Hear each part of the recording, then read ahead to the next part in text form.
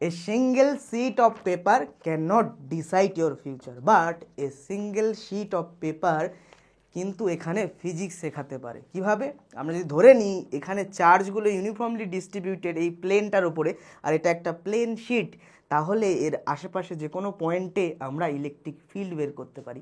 অথবা এটা একটা স্কোয়ার শিট মনে করলে এর ওপরে এখান থেকে এত ডিস্টেন্স ওপরে যদি চার্জ রাখি, তাহলে তার জন্য এখান থেকে কত ফ্লাক্স গিয়েছে সেটা আমরা বের করতে পারি।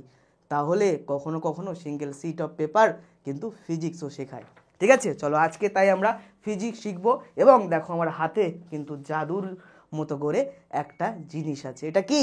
এটা কিন্তু শেখাচ্ছে গাউস ল।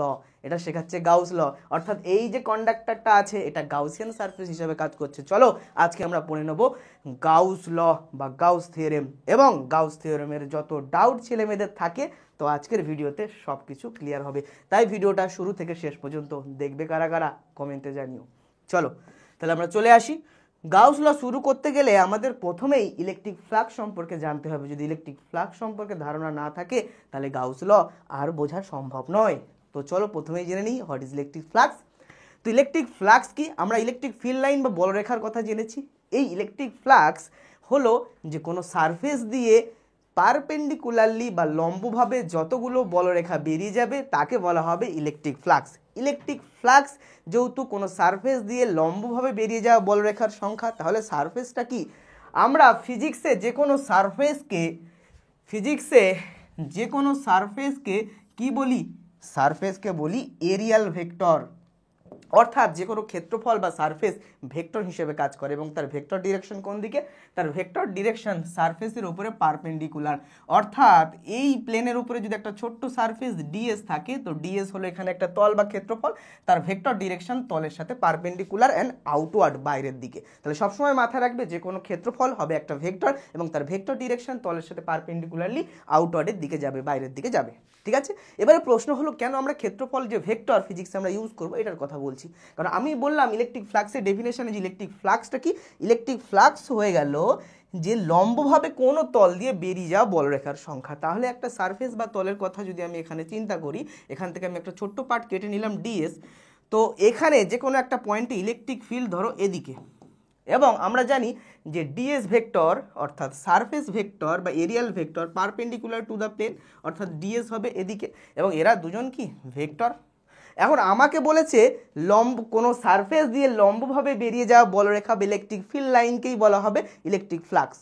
ঠিক আছে, এখন প্রশ্ন হলো বলরেখা কাকে ইন্ডিকেট করে? বলরেখা ইন্ডিকেট করে ইলেকট্রিক ফিল্ড ইন্টেন্সিটি বা তড়িৎ ক্ষেত্র প্রাবল্য কে ইন্ডিকেট করে। ঠিক আছে, তাহলে কেমনভাবে বেরোবে? লম্বভাবে বা পারপেন্ডিকুলারলি বেরোবে। তাহলে যদি পারপেন্ডিকুলারলি বেরোয় তো এর ডিএস এর বরাবর কম্পোনেন্ট যেটা হবে সেটাই হবে পারপেন্ডিকুলার কম্পোনেন্ট। তাহলে এটা যদি থিটা অ্যাঙ্গেল হয় তাহলে এদিক বরাবর এর যে কম্পোনেন্ট হবে সেটার নাম কি হবে? সেটার নাম হবে আমরা বলতে পারি cos থিটা। ঠিক আছে, তো cos থিটা এই যে কম্পোনেন্ট, এটা পারপেন্ডিকুলার কম্পোনেন্ট, তাই এটাকে আমরা en বলতে পারি। ঠিক আছে, এখন প্রশ্ন হলো এই যে en বা cos থিটা, এটা দেখো লম্ব বরাবর বাইরে বেরিয়ে গেছে, অর্থাৎ এটাই হলো লম্বভাবে বেরিয়ে যাওয়া বলরেখাকে নির্দেশ করছে। কারণ বলরেখা একটা কাল্পনিক লাইন যেটা কে নির্দেশ করে, তাই না? দ্যাট মিনস আমরা কি দেখব? আমরা দেখব যে টোটাল ফ্লাক্স কি? টোটাল ফ্লাক্স হলো আচ্ছা, ফ্লাক্সকে তলের সাথে সবসময় জড়িত থাকে, তাই এই ফ্লাক্সকে বলা হয় ফ্লাক্স লিঙ্কেজ। ফ্লাক্স লিঙ্কেজ যার বাংলা অর্থ তলের সাথে জড়িত ফ্লাক্স। ঠিক আছে, তো তলের সাথে জড়িত ফ্লাক্স বা মোট ফ্লাক্সকে আমরা কি দিয়ে ডিনোট করব? ম্যাথামেটিক্যালি ফাই দিয়ে ডিনোট করব। ঠিক আছে, এই চিহ্নটাকে ফাই বলা হয়। ফাই ইকুয়ালস টু কি হবে? আমরা দেখব যে তলের ক্ষেত্রফল, ধরো তলের ক্ষেত্রফল এখানে ডিএস। ঠিক আছে, ডিএস আর কি আমরা পেয়েছি কি cos থিটা, তাহলে বসিয়ে দাও cos থিটা। তার মানে ডিএস এর ডিরেকশনে আমরা cos থিটা পেয়ে গেলাম, অর্থাৎ এই ছোট্ট ডিএস ক্ষেত্রফলে মোট কত বলরেখা গিয়েছে সেটা আমরা বের করে নিলাম, তাকেই তো আমরা ফ্লাক্স বলি। এবার এটাকে আমরা এভাবে লিখতে পারি না, যেহেতু আমরা ছোট্ট ক্ষেত্রফল ডিএস নিয়েছি, তাহলে ইন্টিগ্রেশন করলে তারপরে এটার আমরা পুরো ভ্যালুটা বেরোবে, তাই না? তাহলে integration of DS cos theta, বা এটাকে ঘুরিয়ে এভাবে লেখা যায় ds cos থিটা, একই ব্যাপার, তাই না? এবারে তুমি বলো এটার মানে কি, এটার মানে ক্রস ডট প্রোডাক্ট না, এই দুটো ভেক্টরের ডট প্রোডাক্ট না? যখন দুটো ভেক্টরের ডট প্রোডাক্ট করে আমরা আরেকটা ভেক্টর ফিরে পাই তখন সেই ভেক্টরটা স্কেলার হয়, তাহলে ফ্লাক্স হয়ে যাবে স্কেলার, ফ্লাক্স হয়ে যাবে স্কেলার। বোঝা গেল গল্পটা? তাহলে ইলেকট্রিক ফ্লাক্সকে ম্যাথমেটিক্যালি কিভাবে আমরা রিপ্রেজেন্ট করব? Phi equals to integration of E dot DS. ঠিক আছে? আচ্ছা, এবার আমরা দুটো কন্ডিশনে দেখব। প্রথম condition for open surface, open সারফেসের জন্য কেমন হবে দেখো, যদি সারফেসটা ওপেন হয় তাহলে নর্মাল যেটা ফর্মুলা ছিল আমাদের ই ডট ডিএস থেকেই আমরা বের করে নিতে পারবো, কোনো সমস্যা নেই। তাহলে ফাই ইকুয়ালস টু ফাই ওপেনকে আমরা লিখছি phi O, O for open, normal formula. যদি ক্লোজ সারফেস হয় তাহলে কি হবে, এখানে আসছে গল্প, তখন আমরা লিখব ফাই ক্লোজ সি। ঠিক আছে? এটাকে আমরা ইন্টিগ্রেশন করব, কিন্তু এই ইন্টিগ্রেশনটার নাম হলো ক্লোজ ইন্টিগ্রেশন। তাহলে এটাকে কি বলে? ক্লোজ ইন্টিগ্রেশন, বা বাংলাতে এটাকে বলে বদ্ধ পথ সমাকল, ইংরেজিতে বলে ক্লোজ পাথ ইন্টিগ্রেশন। তো এই ক্লোজ ইন্টিগ্রেশন করলে আমরা কি পাবো? জাস্ট ক্লোজ ইন্টিগ্রেশন করতে হবে। এটা ক্লোজ ইন্টিগ্রেশন মানে কি, ধরো আমার এই পুরো তলটা দেখো একটা বদ্ধ তল, এই পুরো তলটা কি বদ্ধ তল। তো ক্লোজ ইন্টিগ্রেশন আমরা যখন করব পুরো বদ্ধ তলের জন্য ইন্টিগ্রেশনটা করতে হবে। ঠিক আছে? তাই জন্য একে আমরা বলি ক্লোজ পাথ ইন্টিগ্রাল। ঠিক আছে? এবারে প্রশ্ন হলো, এই জিনিসটা কিন্তু গাউসের উপপাদ্য থেকে জানা যায়, এই জিনিসটা গাউসের উপপাদ্য থেকে জানা যায়। গাউসের উপপাদ্য বলে ক্লোজ সারফেসের জন্য মোট ফ্লাক্সের ভ্যালু কত হয়? বলছে ওই ক্লোজ সারফেসে যদি চার্জ থাকে কিউ, যেটা সারফেসের ভিতরে থাকবে, সেই চার্জের কত গুণ? সেই চার্জের 1/ε গুণ, বা 1/ε0 যদি শূন্য মাধ্যমে থাকে। দ্যাট মিনস আমাদের দাঁড়ালো phi C equals to Q/ε0 বা এপসাইলন। ঠিক আছে? অর্থাৎ এই ক্লোজ সারফেসের জন্য ফ্লাক্স আমরা ক্লোজ ইন্টিগ্রেশন করে বের করতে পারি, অথবা গাউস ল ইউজ করে বের করতে পারি। বোঝা গেল? এই হলো ইলেকট্রিক ফ্লাক্সের বেসিক গল্প। এবারে আমরা ইলেকট্রিক ফ্লাক্সের ইউনিট ডাইমেনশন যা যা প্রয়োজন পড়বে সেগুলো কিন্তু আমরা বের করতে পারি। চলো প্রথমে আমরা তো দেখে নিলাম এটা একটা স্কেলার, তো নাম্বার 1 এটা আমরা দেখে নিলাম স্কেলার। ঠিক আছে? নাম্বার 2 এটা এর ইউনিট ডাইমেনশন কি হবে? তো বলো ই আর এস কে গুণ করা হচ্ছে। আচ্ছা, সবসময় যে ইন্টিগ্রেশন করতে হবে এমন বিষয় নয়, এটাকে আমরা এভাবেও রিপ্রেজেন্ট করতে পারি, ই ভেক্টর আর এস ভেক্টর। এস ভেক্টর মানে পুরো সারফেস নিয়ে নিচ্ছে আর ইন্টিগ্রেশন করতে হচ্ছে না। যখন ডিএস সারফেস নেওয়া হবে তখন ইন্টিগ্রেশন করে করতে হবে। যদি সেটা না নাও, নর্মালি কি হয়, ফাই ইকুয়ালস টু হয় ই ভেক্টর আর এস ভেক্টরের ডট প্রোডাক্ট। ঠিক আছে? সেই জন্য এটা স্কেলার। তাহলে প্রথম কথা হলো স্কেলার, তারপরে ইউনিট বের করব। ইউনিট কত হয়? ই এর ইউনিট হয়ে যায় নিউটন পার কুলম, তার সাথে এস এর ইউনিট কত? এস এর ইউনিট হলো মিটার স্কোয়ার। তাহলে ইউনিটটা কত হবে? ইউনিটটা হবে newton coulomb to the power 1 metre square. আরেকটা কি ইউনিট হয়? এর আরেকটা ইউনিট হয় ভোল্ট পার মিটার, তার সাথে এস এর হলো মিটার স্কোয়ার, অর্থাৎ ভোল্ট ইন্টু মিটার। তাহলে এটা একটা ইউনিট আর এটা একটা ইউনিট, এই দুটো ইউনিট আমরা ইউজ করতে পারি এসআইতে। সিজিএসে করলে dyne statcoulomb inverse semi square, এভাবে হবে। বোঝা গেল? আচ্ছা, ডাইমেনশন যদি তোমাকে বের করতে বলে, তো ডাইমেনশন কিভাবে বের করবে? ডাইমেনশন হচ্ছে ই ইন্টু এস। ই এর ডাইমেনশন কি? ই হলো F/Q। আচ্ছা, এস হলো কি? এস হলো, এস এর ডাইমেনশন মানে এস হলো এল স্কোয়ার, তাই হয় না? আচ্ছা, এসকে আমি এসি রেখে দিই প্রথমে। তাহলে এফ এর ডাইমেনশন ফোর্স হলো mL/2, কিউ এর হচ্ছে কারে IT, এস এর হচ্ছে কারে এল স্কোয়ার। তাহলে ডাইমেনশনটা কত হলো? mL/3 T⁻³ I⁻1। এটা হলো ফ্লাক্সের ডাইমেনশন। মাঝে মাঝে কোশ্চেন আসে যে ফ্লাক্সের ডাইমেনশন কি হবে, তো ফ্লাক্সের ডাইমেনশন কিন্তু এটা হবে। বোঝা গেল? অনেকে আই কারেন্টকে A⁻1 লেখে, এভাবেও লেখা যাবে। ঠিক আছে? চলো, এই গল্প গেল এগুলোর। ঠিক আছে? তাহলে ফ্লাক্স হলো স্কেলার কোয়ান্টিটি, তার ইউনিট ডাইমেনশন আমরা বের করে নিলাম। এবার যদি আমরা বলি ফ্লাক্স কোনো ক্লোজ সারফেসের জন্য এই ফ্লাক্স, কিন্তু এই ক্লোজ সারফেসের জন্য ফ্লাক্স কিন্তু আমরা দেখছি ডিস্টেন্সের ওপর ডিপেন্ড করছে না, অর্থাৎ আধানটা কোথায় আছে বা আধানটার জন্য কত ডিস্টেন্স পরে আমরা তড়িৎ ক্ষেত্র প্রাবল্য বের করতে চাইছি বা ফ্লাক্স বের করতে চাইছি, সেগুলো কোনো কিছুর উপর ডিপেন্ড করছে না, শুধু ক্লোজ সারফেসের ভিতরে আধান আছে কি না। কিন্তু আধানটা এখানে আছে কি এখানে আছে কি এখানে আছে, এসব কোনো কিছু ডিপেন্ড করে না, ক্লোজ সারফেসের ভিতরে আধান আছে কি না তার উপর ডিপেন্ড করে। এগুলো পরে আমরা গাউস লতে আরও ডিটেলসে পড়বো। এবারে আমি যাচ্ছি ফ্লাক্স নিয়ে আরেকটু ডিটেলস আলোচনা। কিভাবে? The value of phi is 0 in the following circumstances. কিছু কিছু কন্ডিশন আছে যেখানে এই ফ্লাক্সের ভ্যালুটা 0 হয়। কিভাবে এটা আমরা দেখবো, চলো দেখো। এই যে ছবিটা তুমি দেখতে পাচ্ছ, এই ছবিটা দেখো, এটা একটা সিলিন্ডার। এই কেসগুলো কিন্তু কনসেপ্ট ক্লিয়ার করে।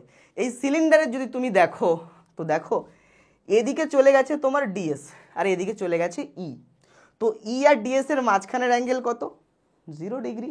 তাহলে আমরা ফ্লাক্স কাকে বলি? ফ্লাক্স বলি ই ডিএস কস 0 ডিগ্রি, কস 0 ডিগ্রি ভ্যালু 1। অর্থাৎ এখানে আমরা ফ্লাক্সের ভ্যালু পেলাম, এদিকে একটা ফ্লাক্সের ভ্যালু পেলাম। তাহলে এখানে কটা সারফেসের জন্য ফ্লাক্সের ভ্যালু পেলাম? বিষয়টাকে বোঝো। এখানে 3টে সারফেসের জন্য ফ্লাক্সের ভ্যালু পাবো।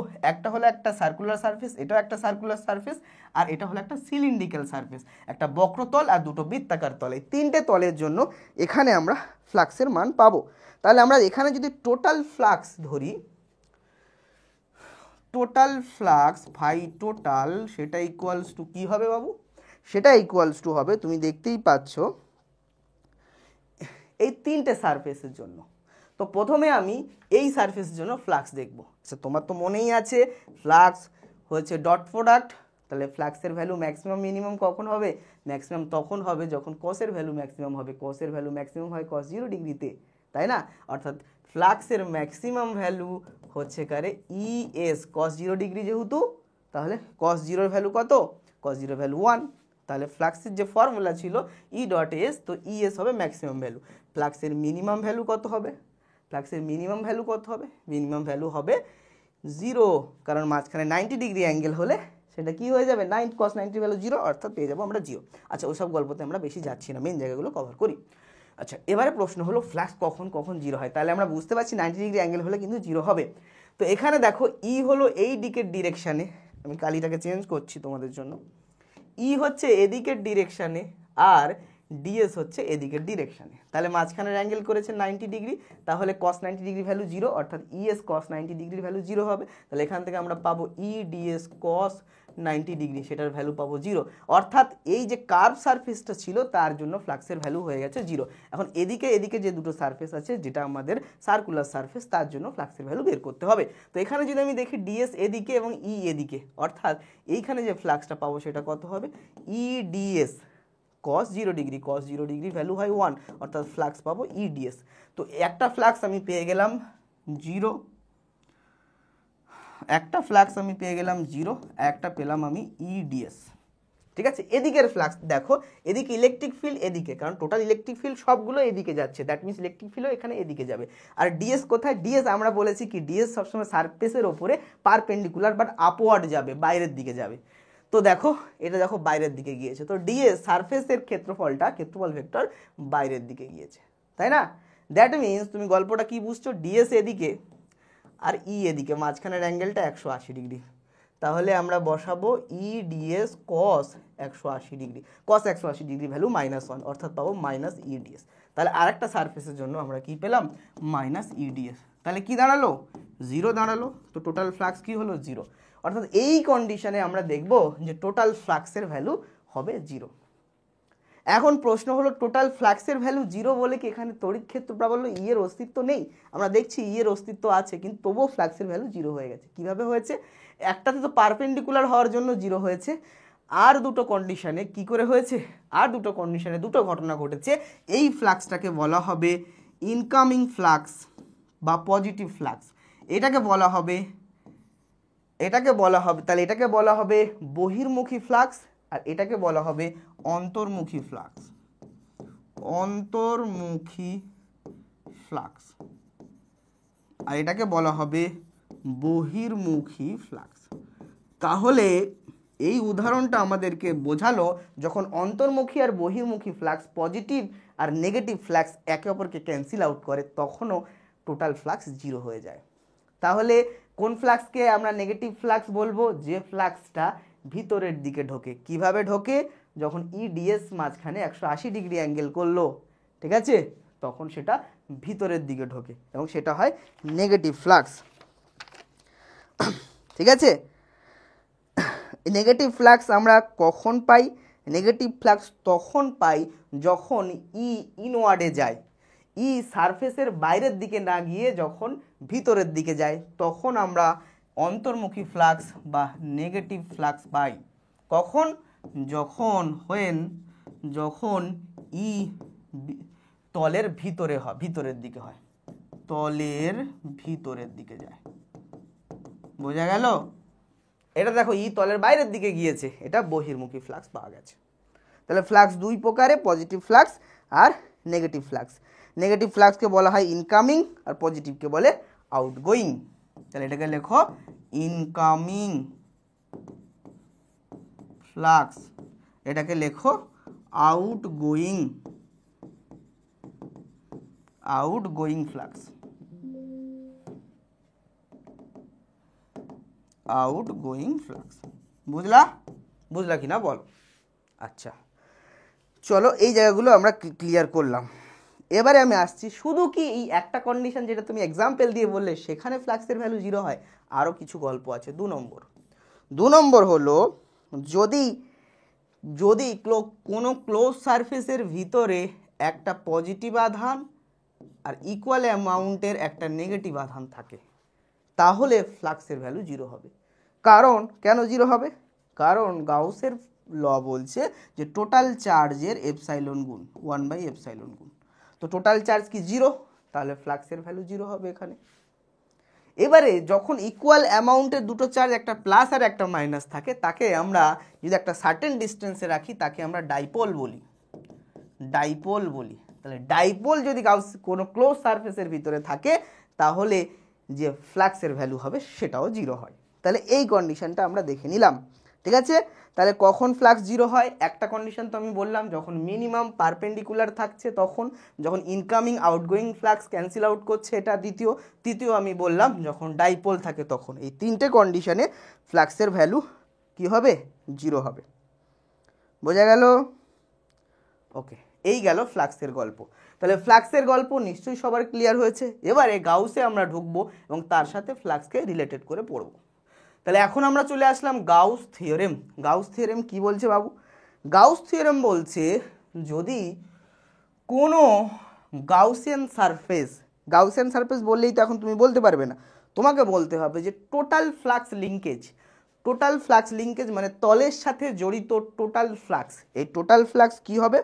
বলছে টোটাল ফ্লাক্স কোনো ক্লোজ সারফেসের জন্য। আমি বলেছি টোটাল ফ্লাক্স দুভাবে বের করা যায়, প্রথমেই শিখিয়েছি, একটা for close surface, for open surface. তাহলে total flux linkage for a close surface কি হবে? একটা ক্লোজ সারফেসের জন্য টোটাল ফ্লাক্স লিঙ্কেজ বা ফাই টোটাল, এটা কি হবে? বলছে ওই ক্লোজ সারফেসের ভিতরে থাকতে হবে, বাইরে থাকলে হবে না। ওই ক্লোজ সারফেসের ভিতরে যতগুলো চার্জ থাকবে, টোটাল চার্জ যা থাকবে সেই চার্জের 1/ε গুণ যদি শূন্য মাধ্যমে থাকে আর নর্মাল অন্য কোনো মিডিয়ামে থাকে তাহলে 1/ε গুণের ইকুয়াল হবে, ঠিক আছে? তাহলে আমরা কি বলবো? The total flux linkage with a close surface is 1/ε times of the charge enclose by the close surface. এই ক্লোজ সারফেসের নাম কি? ক্লোজ সারফেসের নাম হলো গাউসিয়ান সারফেস। কি সারফেস? Gaussian surface. ওকে, তাহলে আমরা কি বলবো? টোটাল ফ্লাক্স ক্লোজ সারফেসের জন্য টোটাল ফ্লাক্সকে এভাবে আমরা লিখি, তাই না? এটার ভ্যালু কত হবে? বলছে টোটাল চার্জ আছে ক্লোজ সারফেসের উপরে, ধরো কিউ, তো Q/ε0 বা Q/ε, এটাকে বলে গাউস থিওরেমের ম্যাথমেটিক্যাল ফর্ম, ঠিক আছে? এটাকে বলে গাউস থিওরেম। তাহলে বাংলা ভাষায় গাউস থিওরেম কি বলছে? কোনো বদ্ধ তলের মধ্য দিয়ে বেরিয়ে যাওয়া মোট ফ্লাক্স বদ্ধ তলের ভিতরে থাকা আধানের 1/ε গুণ হয়, ব্যাস বাংলা কথা। আচ্ছা, এবারে দেখো এই যে গাউসের ল বা এই টোটাল ফ্লাক্সের গল্প, এটা সব কন্ডিশনের জন্য অ্যাপ্লাই হয়। কেমন কন্ডিশন? এটা এমন কি সিমেট্রিক চার্জ ডিস্ট্রিবিউশনের জন্য বা কন্টিনিউয়াস চার্জ ডিস্ট্রিবিউশনের জন্য অ্যাপ্লিকেবল হয়। আমরা দেখব একটা প্লেন শিট আছে যেটা কন্টিনিউয়াস চার্জ ডিস্ট্রিবিউটেড, একটা লং ইনফাইনাইট ওয়্যার আছে যেটা কন্টিনিউয়াস চার্জ ডিস্ট্রিবিউটেড। এই কন্টিনিউয়াস চার্জ ডিস্ট্রিবিউশন বা সিমেট্রিক্যাল বডি দুটো কন্ডিশনের ক্ষেত্রে কিন্তু গাউস থিওরেমের মাধ্যমে আমরা তার ইলেকট্রিক ফিল্ড খুব ইজিলি বের করতে পারি। আচ্ছা, এরপরে চলো characteristics of Gaussian surface and important point regarding Gaussian law, ঠিক আছে? এইটা আমরা দেখে নিই। চলো, প্রথমেই আমরা বলতে পারি যে flux through Gaussian surface is independent of shape.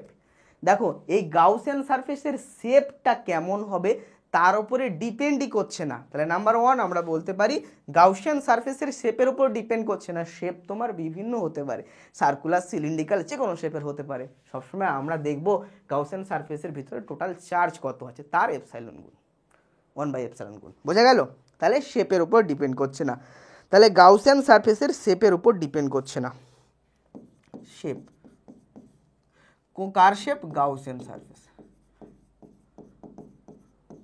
ওকে, দ্বিতীয় আমরা কি বলতে পারি? চার্জটা কোন পজিশনে আছে গাউসিয়ান সারফেসের উপরে তার উপরেও ডিপেন্ড করছে না। পজিশন অফ চার্জ, চার্জের পজিশন গাউসিয়ান সারফেসের ভিতরে কোথায় আছে, এখানে আছে না এখানে আছে না এখানে আছে, তার উপর ডিপেন্ড করছে না, ভিতরে থাকলেই হবে। In Gaussian surface. Okay, 3 number আমরা কি বলতে পারি? দেখো গাউসিয়ান সারফেসে ইলেকট্রিক ফিল্ড ইন্টেন্সিটি কোন দিকে হবে বা কি হবে সেটার গল্প থেকে ইম্পর্টেন্ট হলো যে এর ভিতরে চার্জ আছে না বাইরে চার্জ আছে, তার উপরে ডিপেন্ড করে। তাহলে গাউসিয়ান সারফেসের চার্জের পজিশনের উপরেও ডিপেন্ড করে না। এবং সবসময় মাথায় রাখতে হবে চার্জটা সবসময় ইনসাইডে আছে কিনা। যদি আউটসাইডে থাকে তাহলে কিন্তু তার জন্য ফ্লাক্স হবে না। আউটসাইডে থাকা চার্জের জন্য, অর্থাৎ গাউসিয়ান সারফেসের বাইরে যদি চার্জ থাকে তখন ফ্লাক্সের ভ্যালু 0 হবে। হয়তো এখানে ইলেকট্রিক ফিল্ড ইন্টেন্সিটির অস্তিত্ব আছে, বাট ফ্লাক্স ইকুয়ালস টু 0 হবে। কেন ফ্লাক্স ইকুয়ালস টু 0 হয়? যদি গাউসিয়ান সারফেসের বাইরে চার্জ থাকে তখন এই চার্জ বা আধানের জন্য এখানে একটা ইনকামিং ফ্লাক্স, এখানে একটা আউটগোয়িং ফ্লাক্স দুটো হয়, এবং ইনকামিং আর আউটগোয়িং ফ্লাক্স দুটো যদি থাকে তাহলে একে অপরকে ক্যান্সেল আউট করে, একটা এদিকে একটা এদিকে, এবং সেটা কি হয়ে যায়? 0 হয়ে যায়। একটু আগেই আমরা দেখালাম। সেই জন্য যদি আউটসাইডে থাকে গাউসিয়ান সারফেসে তাহলে ফ্লাক্সের ভ্যালু 0 হবে। এবং আমরা তো আমাদের থিওরেম সেটাই বলছে যে ইনসাইডে থাকতে হবে, আউটসাইডে থাকলে আমি তাকে চিনি না। বোঝা গেল? আচ্ছা, এবারে কথা হলো আমরা এই জিনিসটা দুটো এক্সাম্পল দিয়ে দেখালাম। ধরো এটা একটা স্পেয়ার আর এটা একটা সিলিন্ডার। দেখো এটাকে আমরা একটা সার্টেন ইলেকট্রিক ফিল্ড ইতে রেখেছি, যেটা এভাবে যাচ্ছে, যেটা এভাবে যাচ্ছে। তো এই যে আমাদের স্পেয়ার আর সিলিন্ডার আছে এর ভিতরে চার্জ নেই, যেহেতু এর ভিতরে চার্জ নেই, এটা আমি যেখানেই রাখি না কেন, ইলেকট্রিক ফিল্ডে রাখি আর যেখানেই রাখি, এর ভিতরে ফ্লাক্স যাবে না, এর ভিতরে ফ্লাক্স 0 পাবো টোটাল। কেন? কারণ গাউস থিওরেম সেটাই বলছে যে যদি কোনো গাউসিয়ান সারফেসের ভিতরে চার্জ না থাকে তাহলে তার বাইরে চার্জ থাকলেও ফ্লাক্সের ভ্যালু 0 হবে। কারণ যতটুকু ইনকামিং ফ্লাক্স হবে আউটগোয়িং ফ্লাক্সও ইকুয়াল হবে, দ্যাট মিনস টোটাল ফ্লাক্স 0 হবে। ইনকামিং অ্যান্ড আউটগোয়িং ফ্লাক্স আর ইকুয়ালস, তাই phi effective is 0 both condition. বোঝা গেল? এই হলো আমাদের এখানে গল্পটা। এবারে চলো আমরা আরও কিছু এক্সাম্পল দেখি। এখানে কিছু ছবি আছে যেগুলো তোমরা দেখতে পাচ্ছ। দেখো তোমরা ছবিগুলো দেখে খুব ভয় পাচ্ছিলে, কিন্তু ছবিগুলো এতটা ভয় পাওয়ার মতো নয়। এই যে ছবিগুলো দেখে তুমি যদি এরকম দুটো ছবি দিয়ে দেয়, ভাই এর ফ্লাক্স কত, এর ফ্লাক্স কত, তুমি তো ভয় পেয়ে বলবে আমি তো জানি না, হাত তুলে দিলাম। কিন্তু খুব ইজি ছিল, যে ভিতরে চার্জ নেই তাহলে ফ্লাক্স 0। গাউসের থিওরেম এটাই বলে। চলো এবারে এই কটা শেপ আমি তোমাকে দিলাম, 4টে শেপের অবজেক্ট, এখানে ফ্লাক্স বের করতে হবে।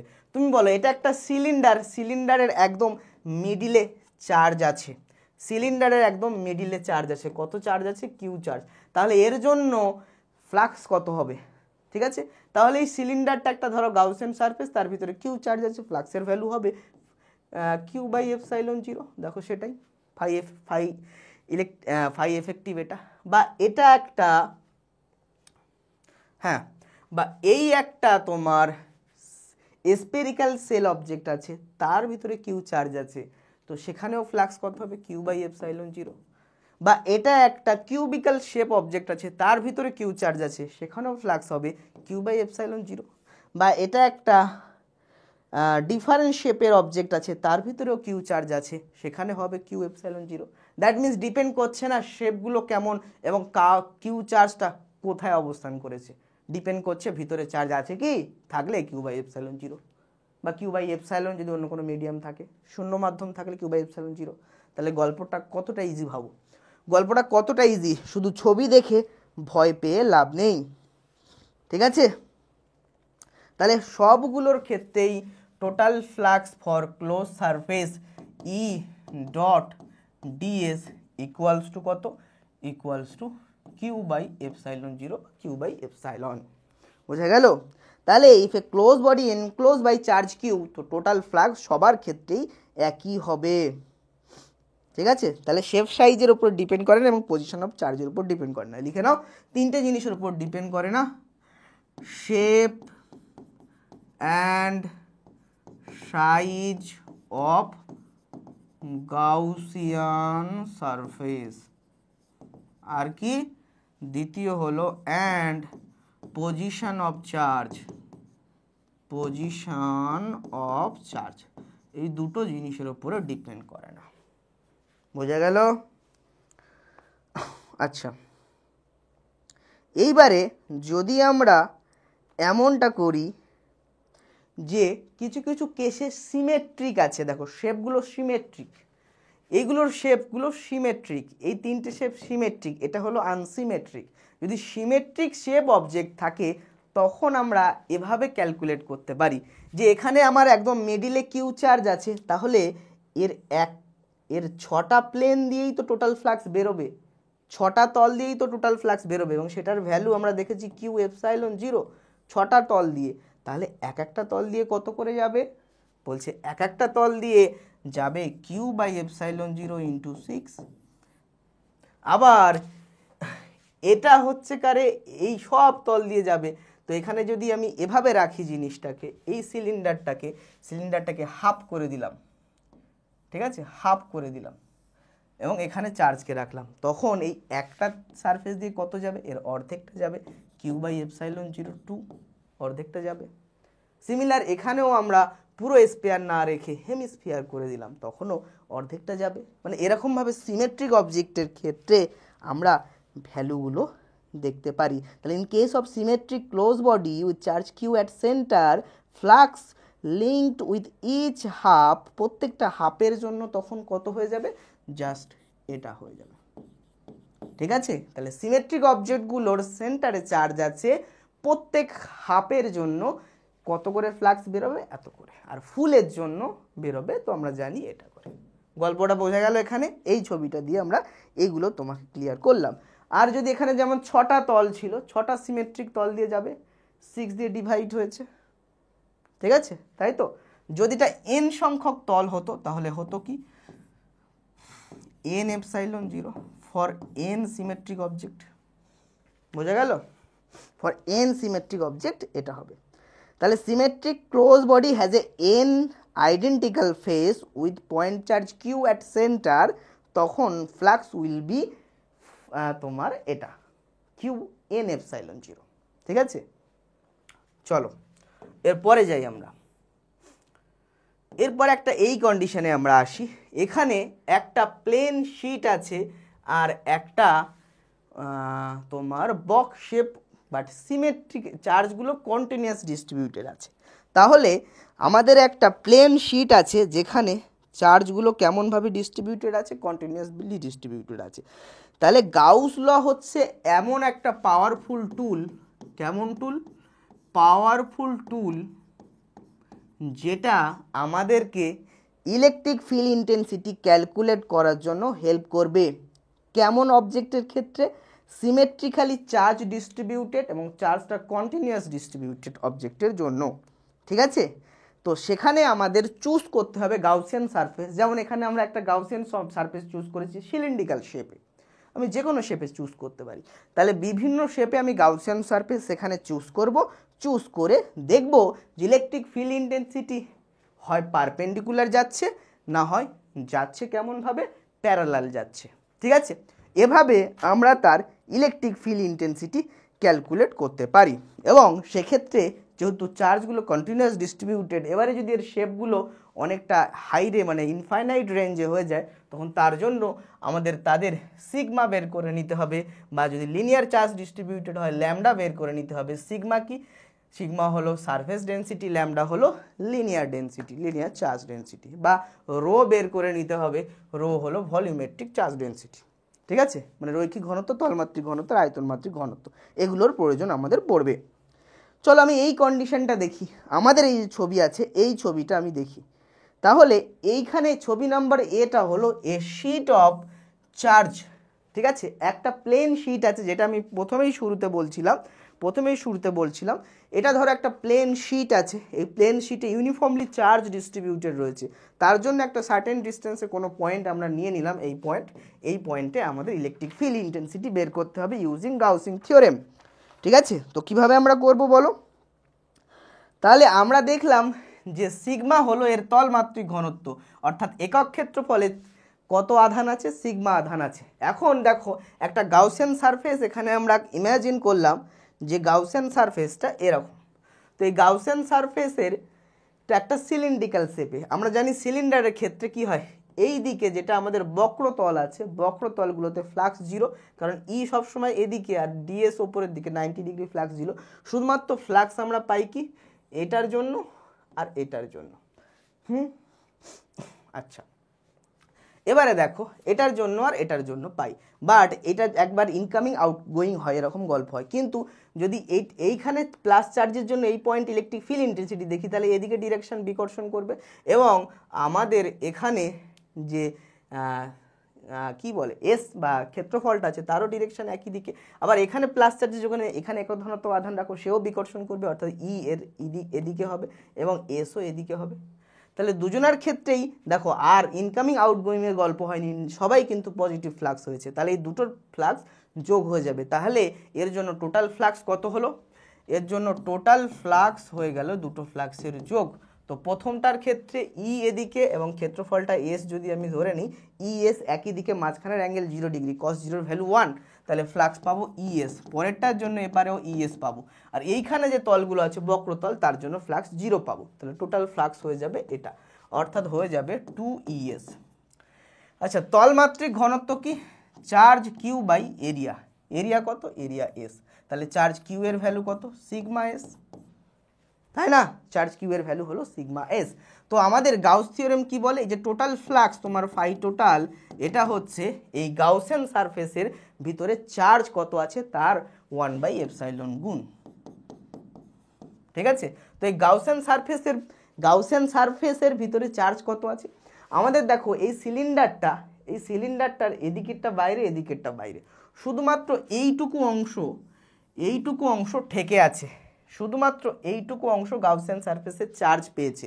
তো এইটুকু অংশের সারফেস কত? এইটুকু অংশের সারফেস আমরা কত বলতে পারি? দেখো ওইটুকু অংশের সারফেস, এই যে আমাদের বক্রাকার তলগুলো ছিল, এই বৃত্তাকার তলগুলো ছিল, তাদের সারফেস তো আমরা সব এস ধরেছি, বা তুমি চাইলে ডিএসও ধরতে পারো। ঠিক আছে, তো আমরা এস বা ডিএস যেটা ইচ্ছা তুমি ধরতে পারো। তো আমি এসি ধরেছি, যখন এসি ধরছি, তাহলে তোমার শুধুমাত্র এই একটা সারফেস ঠেকে আছে গাউসিয়ান সারফেসে। তাহলে আমরা কি বলবো? আমরা বলবো যে এখানে চার্জ কত থাকবে? এইটুকুতে চার্জ থাকবে কত? এস সারফেসে চার্জ কত থাকে? এস সারফেসে চার্জ থাকে তোমার এই যে আমরা পেয়েছি কিউএস, সিগমা এস।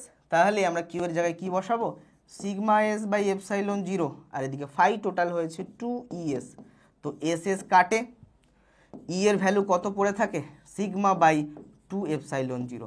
এই যে সিগমা বাই 2ε0 ই এর ভ্যালু পড়ে থাকলো, তাহলে আমরা কি করলাম? আমরা গাউস থিওরেম ইউজ করে একটা প্লেন শিটের জন্য একটা সার্টেন ডিস্টেন্সের পয়েন্টে আমরা বের করে নিলাম ই এর ভ্যালু। এবং খেয়াল করো, এখানে ডিপেন্ডই করছে না যে কত দূরে আমি ই বের করছি, অর্থাৎ এই একটা ইউনিফর্মলি চার্জ ডিস্ট্রিবিউটেড প্লেন শিটের জন্য, এবং শিটটা কত লম্বা চওড়া কিছুই দেখতে হচ্ছে না, শিটটা ইনফাইনাইট হতে পারে, তার জন্য কোনো নির্দিষ্ট ডিস্টেন্সও প্রয়োজন পড়ছে না, জাস্ট আমার তার তলমাত্রিক ঘনত্ব সিগমার ε0 ভ্যালু জানলেই আমি বের করে নিতে পারবো। তাহলে এই শিটটা ইনফাইনাইট হোক বা ফাইনাইট হোক, যতই ডিস্টেন্স হোক বা কত দূরে তড়িৎ ক্ষেত্র প্রাবল্য বের করতে হচ্ছে, কোনো কিছু লাগছে না, যে কোনো ডিস্টেন্সে হতে পারে, সব ডিস্টেন্সের জন্যই ভ্যালুটা এটা সিগমা বাই 2 এপসাইলন 0। ঠিক আছে, সবার জন্য ভ্যালুটা একই, সিগমা বাই 2 এপসাইলন 0। আচ্ছা, এইবারে যদি আমি এরকম অবজেক্ট না রেখে, এটা প্লেন শিট না হয়ে এটা একটা কেমন হলো, এটা একটা এইরকম শেপ হয়ে গেল। ঠিক আছে, অর্থাৎ এটা একটা পিল বক্সের মতো হয়ে গেল। প্লেন শিটের জায়গায় এটা একটা পিল বক্স নয়, প্লেন শিটের বদলে এটা একটা তোমার স্পেরিক্যাল, যেটা একটা কন্ডাক্টর হয়ে গেল। ঠিক আছে, প্লেন শিটের জায়গায় আমরা একটা চার্জ কন্ডাক্টর নিলাম, মানে বা আমরা একটা কোনো পরিবাহী নিলাম, ঠিক আছে, যার ভিতরে যেটা ইউনিফর্মলি চার্জ ডিস্ট্রিবিউটেড আছে। ঠিক আছে, তাহলে কোনো পরিবাহীতে আমরা চার্জ দিলে আধানগুলো সব কোথায় যায়, বাইরে অবস্থান করে, তাহলে আধানগুলো সব বাইরে অবস্থান করেছে। এবারে এখানে আমি গাউসিয়ান সারফেস সিলিন্ড্রিক্যাল শেপে নিলাম একই রকমভাবে, তো আমি দেখব এদিকে পাবো কত, ই ইন্টু এস পাবো, বা এদিকের যে ইএস পাবো সেখানে আমি পাবো না, কারণ সেটা ভিতরে আছে, এটা ভিতরে আছে, যেহেতু ভিতরে থেকে যাচ্ছে, ভিতরের তলের জন্য আর আমি পারবো না, কারণ ভিতরের এখানে আর আধান নেই, তাই না, ভিতরের এখানে আধান নেই, তাহলে শুধু এই একটা সারফেস, টোটাল ফ্লাক্স একটা সারফেসের জন্য পাবো। তাহলে টোটাল ফ্লাক্স ই এসে হবে, এদিকেরটা তো অলরেডি 0 থাকে, আর ভিতরের যেটা আমি এখানে দেখব এটাও থাকবে না, কারণ এখানে অ্যাকচুয়ালি চার্জটা তো নেই। এবারে গাউসিয়ান সারফেস শুধুমাত্র এইখানটাই থেকেছে, কারণ বাইরে চার্জগুলো অবস্থান করে। কন্ডাক্টর যদি হয়ে যায়, তাহলে এখান থেকে জিনিসটাকে আমি কন্ডাক্টরে নিয়ে চলে গেলাম, পরিবাহিতে নিয়ে চলে গেলাম, চার্জ বাইরে বেরিয়ে গেল শুধু এক, তাহলে আমরা তখন কি হয়ে গেল, 2as এর জায়গায় আমরা শুধু ইএস নিয়ে নেব। ইএস ইকুয়ালস টু হবে কি, আগের মতোই সেম, কিউ বাই এপসাইলন 0। তো কিউ এর জায়গায় আমি কি বসাবো, আবার বসাবো সিগমা এস ইএস এপসাইলন 0, এখান থেকে এস এস কাটবে, ই এর ভ্যালুটা হয়ে যাবে সিগমা বাই এপসাইলন 0। ঠিক আছে, ই এর ভ্যালু হয়ে যাবে সিগমা বাই এপসাইলন 0। এবারে 2 এপসাইলনের জায়গায় হয়ে গেল শুধু এপসাইলন। এখন এটা আমি একটা তো বক্স শেপ নিয়েছি, যদি আমি একটা সিলিন্ড্রিক্যাল শেপ নিয়ে নিতাম, যদি আমি একটা স্পেরিক্যাল শেপ নিয়ে নিতাম, স্পেরিক্যাল শেপ নিলে এখন কোনো পয়েন্টে তুমি ক্ষেত্র প্রাবল্য বের করো, নিয়ারেস্ট কোনো পয়েন্টে, তখন এখানে তুমি আবার গাউসিয়ান সারফেস এই একই ওয়েতে নেবে, দেখবে এই যে ভিতর চার্জগুলো সবসময় বাইরে চলে গেছে, তো ভিতরের এখানে ফ্লাক্স তুমি পাবে না, পাবে শুধু এইখানকার ফ্লাক্স, মানে এই কন্ডিশনটা সেম, অর্থাৎ এখানেও তুমি পাবে ইএস ইকুয়ালস টু এটা করে এটা পাবে। এখন যদি স্পেরিক্যাল হয়, তার সিগমার ভ্যালু কত হয়, তার সিগমার ভ্যালু হয় চার্জ কিউ বাই এর এরিয়া হয় 4 পাই আর স্কোয়ার, যদি রেডিয়াস হয় আর, তাই না, আধান বাই ক্ষেত্রফল। তাহলে কিউ এর জায়গায় আমি সিগমার জায়গায় কি বসাবো, এটা বসাবো, বসিয়ে দিই তো সিগমার জায়গায় কিউ বসিয়ে দিলাম, আর 4 পাই এপসাইলন 0 থাকলো আর স্কোয়ার, এই ভ্যালুটা ইলেকট্রিক ফিল্ড ইন্টেন্সিটি আসলো। আমরা নর্মালি জানতাম যে অ্যাকচুয়ালি ভ্যালুটা এটাই আসে। কিভাবে আসে দেখো, আমরা পড়েছিলাম একটা চার্জ কন্ডাক্টর আছে, তার যে কোনো নিয়ারেস্ট পয়েন্টে তড়িৎ ক্ষেত্র প্রাবল্যর মান কত হয়, যদি তার রেডিয়াস আর হয় তাহলে ভ্যালুটা হয় 1/4 pi epsilon 0 Q by R square, এটা আমরা জানি, এবং এটাও আমরা গাউস ল দিয়ে বের করতে পারবো। কিভাবে দেখো, আমি এই জিনিসটা এভাবে না ধরে আর একটু অন্যভাবে ধরলাম, যে এখানে আমার একটা কিউ চার্জ আছে, সেখান থেকে একটা সার্টেন ডিস্টেন্স আর দূরে এই পয়েন্টে ইলেকট্রিক ফিল্ড ইন্টেন্সিটি বের করো। তার জন্য এই পয়েন্টে আমরা একটা গাউসিয়ান সারফেস এঁকে নিলাম। এখন গাউসিয়ান সারফেসের ভিতরে কিউ চার্জ আছে, তাহলে ইলেকট্রিক ফিল্ড ইন্টেন্সিটির তাহলে কি হবে, যে টোটাল ফ্লাক্স এখন কোন দিকে যাবে, এদিকে দেখো ই, আর ডিএসও একই দিকে, ই ডিএস যেহেতু একই দিকে, তাহলে মাঝখানে অ্যাঙ্গেল 0 ডিগ্রি, অর্থাৎ ই ডিএস কস 0 ডিগ্রি ভ্যালু 1, তার ইন্টিগ্রেশন করলাম, ইকুয়ালস টু কত হবে, চার্জ আছে ভিতরে কিউ, এপসাইলন 0 হবে। এখন ডিএস এর পুরো সারফেসের জন্য ইন্টিগ্রেশন করলে, ক্লোজ ইন্টিগ্রেশন করলে কত হবে, পুরো সারফেস, আর যেহেতু তার রেডিয়াস, তাহলে ক্ষেত্রফল 4 পাই আর স্কোয়ার, তাহলে ই ইন্টু 4 পাই আর স্কোয়ার, তাহলে হয়ে গেল এটা Q epsilon 0, that means E এর ভ্যালু কত হলো, ই এর ভ্যালু হলো 1/4 pi epsilon 0 Q by R square, যেটা নর্মালি ভ্যালু হওয়ার কথা ছিল, যে কিউ চার্জের জন্য একটা নির্দিষ্ট দূরত্ব আর দূরত্বে তড়িৎ ক্ষেত্র প্রাবল্য এটা হয়, তাহলে এটাও আমরা গাউস থিওরেম ইউজ করে ক্যালকুলেট করতে পারি। বোঝা গেল, এটাও আমরা গাউস থিওরেম ইউজ করে ক্যালকুলেট করতে পারি। চলো এবারে আমরা আরও ডিটেলসে চলে যাব জিনিসটাতে। ডিটেলস মানে কিছু জিনিস আমরা এখানে দেখব, ঠিক আছে। আমরা ফ্লাক্স ক্যালকুলেশন করব কাদের জন্য, ফ্লাক্স ক্যালকুলেশন করব ইউজিং গাউস ল। কিছু ছবি আমাদের আছে, সেখানে আমরা গাউস ল ইউজ করে ফ্লাক্স ক্যালকুলেশন করব। বোঝা যাচ্ছে? চলো, তো প্রথমে আমাদের যে ছবিটা আছে এইখানে ফ্লাক্স বের করতে হবে। একটু আগেই আমরা করেছিলাম, এখানে ফ্লাক্সের ভ্যালু 0 হয়, তাই না? এখানে ফ্লাক্স টোটালটা হয় 0। কেন 0 হয় আর বলতে হবে না, এটার জন্য 0, এটার জন্য ইনকামিং, এটার জন্য আউটগোয়িং, এটার জন্য ইনকামিং, একে অপরকে ক্যান্সেল আউট করে, হয় 0। পরেরটা দেখো ইলেকট্রিক ফিল্ড এভাবে কাজ করছে। এই যে আছে এটা কেমন সারফেস? এটা হলো কার্ভ সারফেসের এরিয়া হয় পাই আর স্কোয়ার, ইলেকট্রিক ফিল্ড হয় ই। তো কার্ভ সারফেসের জন্য হচ্ছে এটা, এবং দুটো একই ডিরেকশনে পজিটিভ ফ্লাক্স আমরা পেলাম। এবারে দেখো এদিকে ই হচ্ছে ভিতরে ঢুকছে আর এই এরিয়াটা বাইরের দিকে, তাহলে এটা নেগেটিভ ফ্লাক্স হয়ে গেল 180 ডিগ্রি। এবং এখানেও যেই আমাদের বৃত্তাকার তল তারও এরিয়া হয় পাই আর স্কোয়ার, অর্থাৎ এখানেও ফ্লাক্স হবে ই ইন্টু তোমার পাই আর স্কোয়ার, কিন্তু সেটা নেগেটিভ হবে। অর্থাৎ এই দুটোকে যদি আমরা যোগ করি, দেখো দুটো সেম ভ্যালু, অর্থাৎ এখানেও আমরা ফাই টোটালটা কি পাবো? টোটালটা পাবো 0। বোঝা গেল? পরেরটাতে চলো, পরেরটাতে দেখো একটা কেমন শেপের অবজেক্ট আছে? একটা অবজেক্ট আছে লুডুর ছক্কা। এই লুডুর ছক্কা বা কিউবিক্যাল শেপের অবজেক্ট। এখানে দেখো তুমি ইলেকট্রিক ফিল্ডগুলো বলে দিয়েছে, সুষম তড়িৎ ক্ষেত্র এদিকে হবে জাস্ট। ওকে, এখন প্রশ্ন হলো এদিকে যদি তড়িৎ ক্ষেত্র হয় তাহলে এই সারফেসে ফ্লাক্স 0 পাবো, কারণ ই এদিকে ডিএস এদিকে, এখানে ফ্লাক্স 0 পাবো। এই নিচের তলটা তো ফ্লাক্স 0 পাবো, ঠিক আছে? এই দিকের তলগুলোতেও ফ্লাক্স আমরা কি পাবো না, কারণ ই তো এক্স অ্যাক্সিস বরাবর আছে, যে এই ওয়াই অ্যাক্সিস বরাবরেও হবে না তো সেখানেও কি হয়ে যাবে? সেখানেও 90 ডিগ্রি হবে।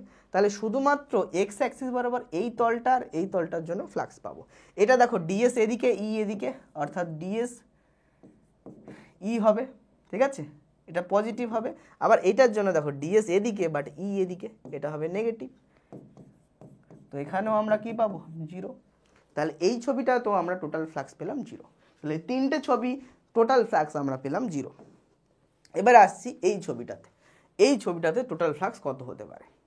এখানেও দেখো, এখানে এই ডট ডট ডট ডট করে এটা হাফ করে দেওয়া হলো, অর্থাৎ এই হাফে ইলেকট্রিক ফিল্ড এদিকে এবং ক্ষেত্রফলটাও এদিকে, অর্থাৎ ই ইন্টু এস পজিটিভ। আবার এই হাফে দেখো ই এদিকে, ক্ষেত্রফল বাইরে, ঠিক আছে? তাহলে এখানে কত হবে? এখানে হবে নেগেটিভ। এখানেও আমরা পাবো 0, তাই না? এখানেও আমরা পাবো 0। এবং এই ক্ষেত্রফলগুলো কত হয়? কত হবে? এদিকের যা হবে এদিকেরও তাই হবে, একই আছে, তাই না? চলো, আবার এটার জন্য দেখো এই জায়গাটা একটুখানি চেঞ্জ হবে, কারণ এখানে ইলেকট্রিক ফিল্ড আর হরাইজন্টাল এদিকে নেই, এটা রেডিয়ালি বেরিয়েছে ব্যাসার্ধ বরাবর, এভাবে বেরিয়েছে বিভিন্ন ডিরেকশানে। তখন আমি কি করব? তখন ফ্লাক্স কী করে ক্যালকুলেট করবো? আর বলে দিয়েছে ই এর ভ্যালু কে কিউ আর স্কোয়ার, তার মানে ই এর ভ্যালু, কে এর ভ্যালু তো আমরা হয় নর্মালি জানি 1/4πε0 কিউ আর স্কোয়ার, অর্থাৎ ই এর ভ্যালু আমাদেরকে যে কোনো উপায়ে বলে দিয়েছে এটা। এখন এই কন্ডিশনে আমরা কিভাবে ফ্লাক্স বের করতে পারবো? ফ্লাক্স বের করার ফর্মুলা, আর কিন্তু এখানে ফ্লাক্স 0 হওয়ার গল্প নেই। ফ্লাক্সের জন্য আমাদের এরিয়া বের করতে হবে। এটা একটা কেমন আছে? হেমিস্ফিয়ারের এরিয়া কত হবে? পুরো যদি পুরো স্পেয়ার হতো, পুরো গোলক হতো, তাহলে হতো 4πr স্কোয়ার, হেমিস্ফিয়ারের জন্য হবে 2πr স্কোয়ার। তাহলে এরিয়া হলো 2πr স্কোয়ার, আর ইলেকট্রিক ফিল্ডের ভ্যালু তোমার দেওয়া আছে এটা, ইলেকট্রিক ফিল্ড হলো 1/4πε0 কিউ আর স্কোয়ার, ঠিক আছে? আচ্ছা, বড় আর এর স্কোয়ার হবে এটা। তাহলে উত্তরটা কত আসছে? পাই কাটছে 2 কাটছে, আর স্কোয়ার কাটছে, তাহলে পড়ে থাকছে Q/2ε0। তাহলে ফ্লাক্স হয়ে যাবে Q/2ε0। এখানে আর ফ্লাক্স 0 হওয়ার গল্প নেই। এরপরে দেখো, এরপরে কিছু গল্পতে আমরা যাচ্ছি। যদি পুরো স্পেয়ার হতো, তার মাঝখানে কিউ চার্জ থাকতো, তাহলে গাউস থিওরেম বলছে এটা হতো ফ্লাক্সের ভ্যালু।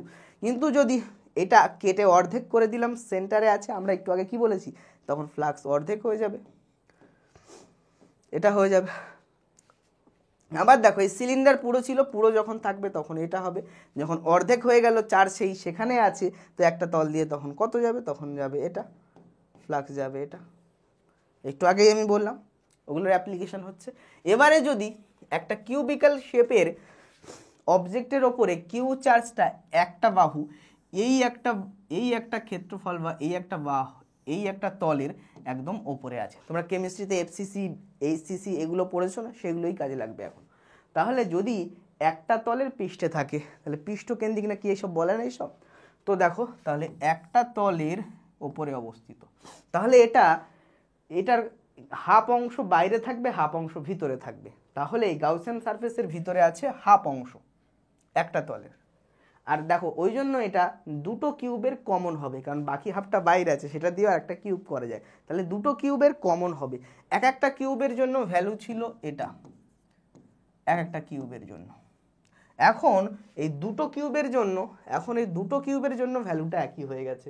তাহলে এই একটা কিউবের জন্য কত হবে? এটা। ওই জন্য তখন হবে কি, এটা হবে, কারণ এর হাফটা বাইরে আছে। তাহলে Q/2ε0 হবে। এটার জন্য কত হবে? যদি এই কিউ চার্জটা একদম শীর্ষবিন্দুতে থাকে, ঘনকের একেবারে শীর্ষবিন্দুতে যদি থাকে এইখানটায়, তখন কি হবে? তো সেটা তার 1/8 অংশ ভিতরে থাকবে, বাকিটা বাইরে যাবে, কারণ 8টা শীর্ষবিন্দু আছে। তো এটা দিয়ে 8টা ঘনক তৈরি করা যাবে, যেটা 8টা ঘনকের মাঝখানে থাকবে। তাহলে আমরা কি বলবো তখন আমরা বলবো 8টা ঘনকের জন্য ফ্লাক্স এটা, তাহলে একটার জন্য কত? এটা হয়ে যাবে। অর্থাৎ কোনো ঘনকের শীর্ষবিন্দুতে যদি চার্জ থাকে তার জন্য টোটাল তলগুলো দিয়ে ফ্লাক্সের ভ্যালু হবে Q/8ε0। ঠিক আছে, এইগুলো মাথায় রাখতে হবে। আর যদি সেটা একটা তলের ওপরে থাকে তাহলে Q/2ε0। আবার এখানে বলল যে তুমি আছো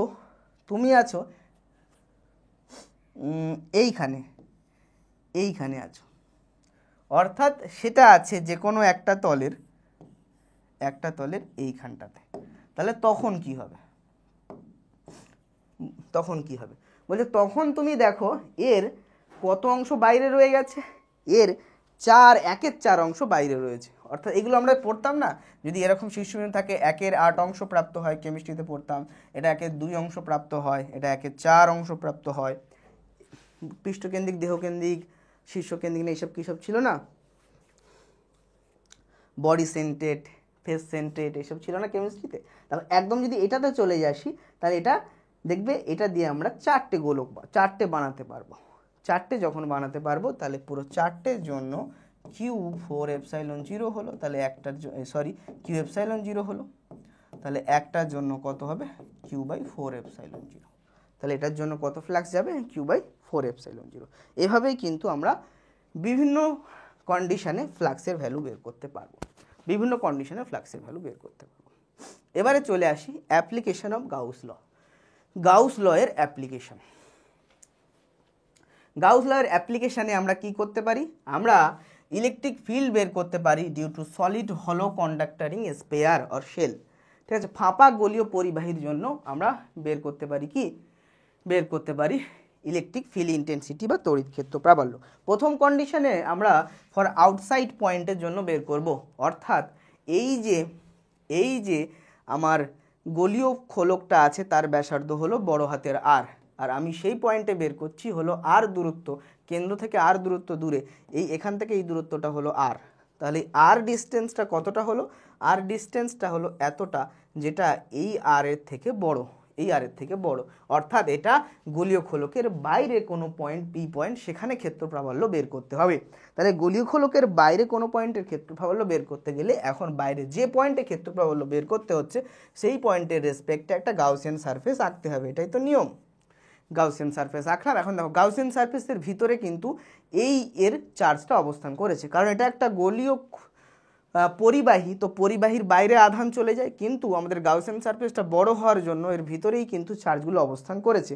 ফলে এর ভিতরে কিউ চার্জ যদি অবস্থান করে তাহলে গাউস কি বলে? টোটাল ফ্লাক্স এটা কত হবে? টোটাল ফ্লাক্স এটা হয়ে যাবে, তো ভিতরে আধান আছে, এর গাউসের তলের ভিতরে আধান ধরো কিউ আছে, Q/ε0 হয়ে যাবে। এখন এটার মান কত হয়? তাহলে ই এর ভ্যালু ই বসালাম, আর পুরো এই যে গাউসিয়ান সারফেস তার ক্ষেত্রফলটা কত? যেহেতু আর ছিল ব্যাসার্ধ গাউসিয়ান সারফেস বড়টার, তাহলে হবে 4πr² equals to Q by epsilon zero. তাহলে ই এর মান কত হবে? ই এর মান হবে 1/4/এপসাইলন zero Q by R square. এটা তো আমরা জানতাম, তাই না? আচ্ছা, এবারে তুমি বলতে পারবে কেন এখানে আমরা cos 0 ডিগ্রি নিলাম? তো দেখো ই যাচ্ছে এদিকে এবং ডিও এদিকে, ই এবং ডি এর মাঝখানে কত অ্যাঙ্গেল? 0 ডিগ্রি, তাই cos 0 ডিগ্রি বসালাম আমরা। ঠিক আছে, আচ্ছা এরপরে চলে যাই আমরা।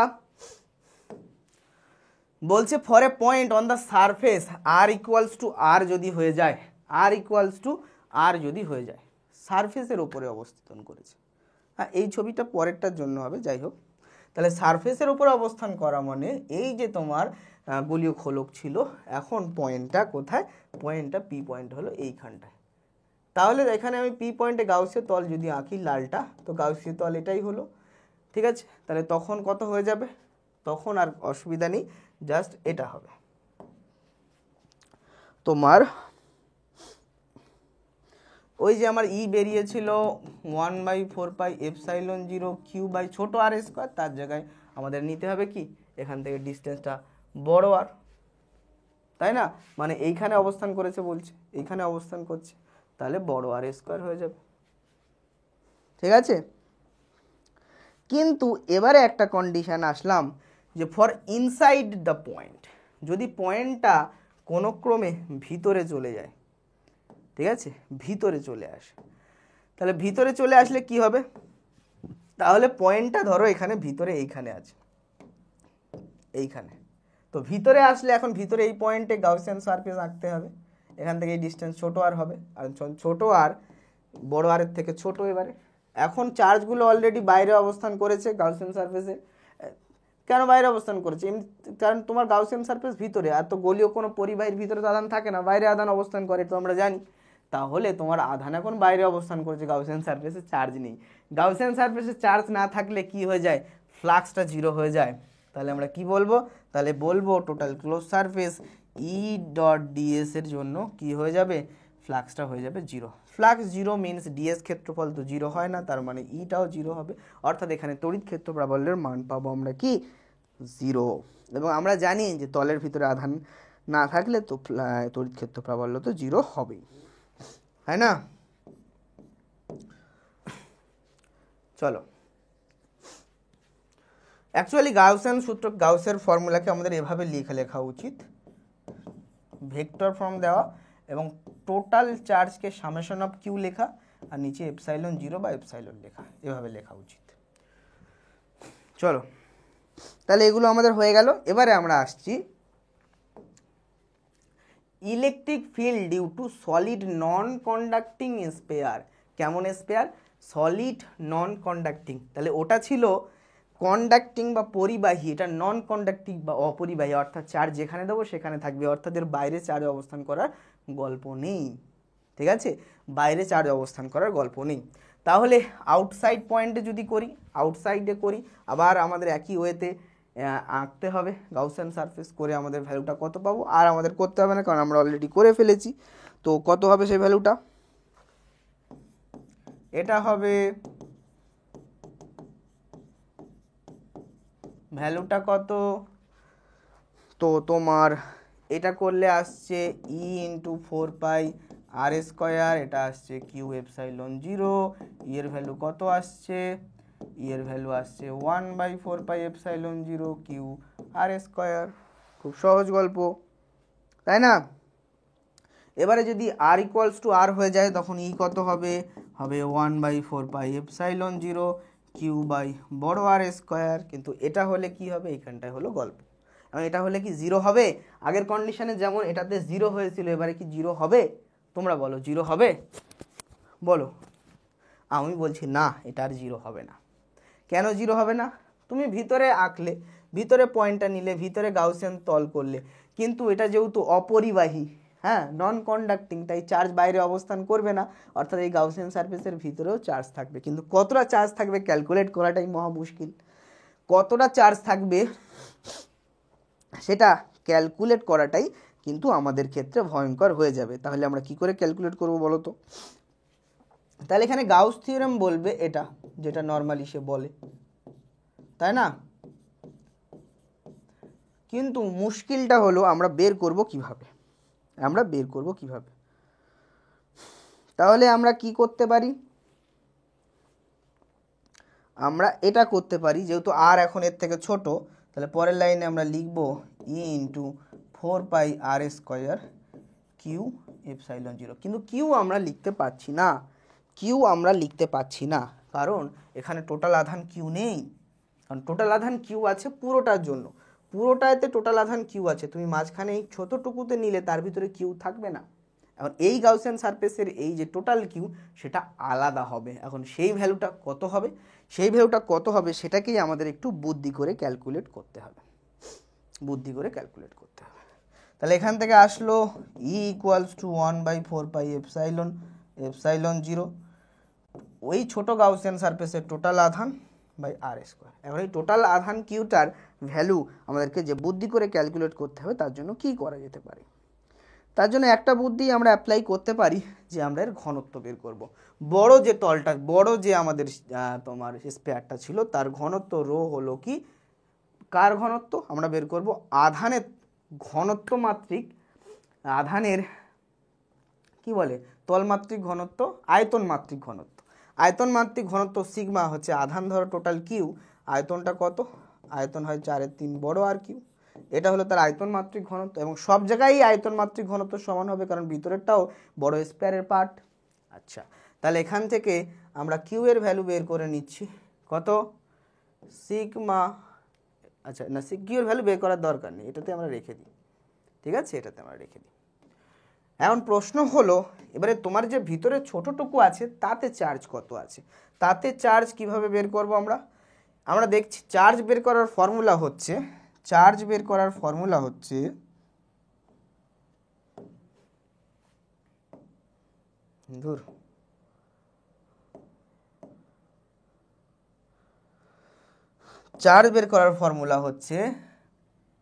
কিউ হচ্ছে রো ইন্টু আয়তন।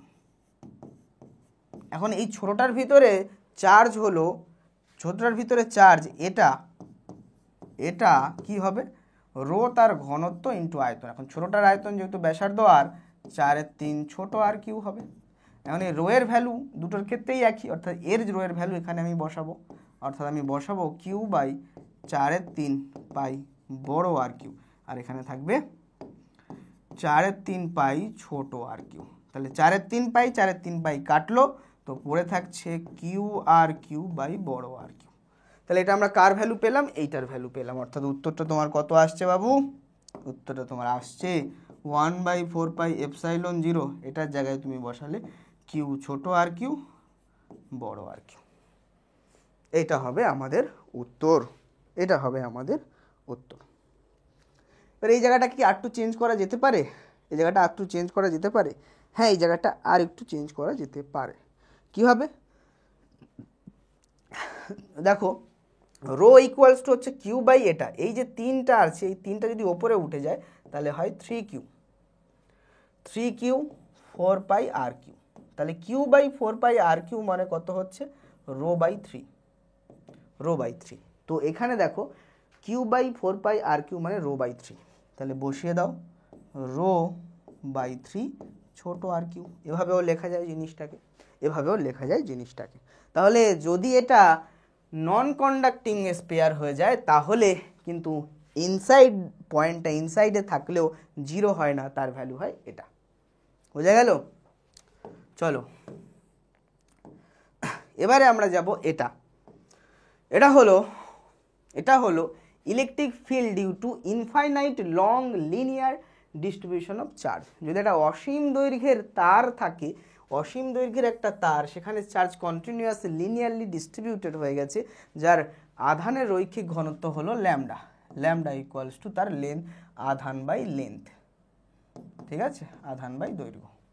ওকে, এখন তার জন্য কোনো একটা নির্দিষ্ট সার্টেন ডিস্টেন্সে, ধরো এখান থেকে আর ডিস্টেন্স দূরে আমাদের তড়িৎ ক্ষেত্র প্রাবল্য বের করতে বলেছে। তার জন্য আমরা যে গাউসিয়ান সারফেসটা নেব সেটা কেমন সারফেস হবে, গাউসিয়ান সারফেসটা সিলিন্ড্রিক্যাল শেপ সারফেস হবে। দেখো এই যে শেপটা সিলিন্ড্রিক্যাল শেপ, এই পুরোটা হলো লম্বা তার, হ্যাঁ, অসীম দৈর্ঘ্যের তার কত লেন্থ আমরা জানি না, যার রৈখিক ঘনত্ব ল্যামডা, আর এখান থেকে এইটুকু ডিস্টেন্স হলো আর ডিস্টেন্স দূরে আমরা কি করলাম, আমরা গাউসিয়ান সারফেস সিলিন্ড্রিক্যাল শেপে নিয়ে নিলাম, তার জন্য ফ্লাক্স বের করব, বের করে দেখব তড়িৎ ক্ষেত্র প্রাবল্য কত হয়।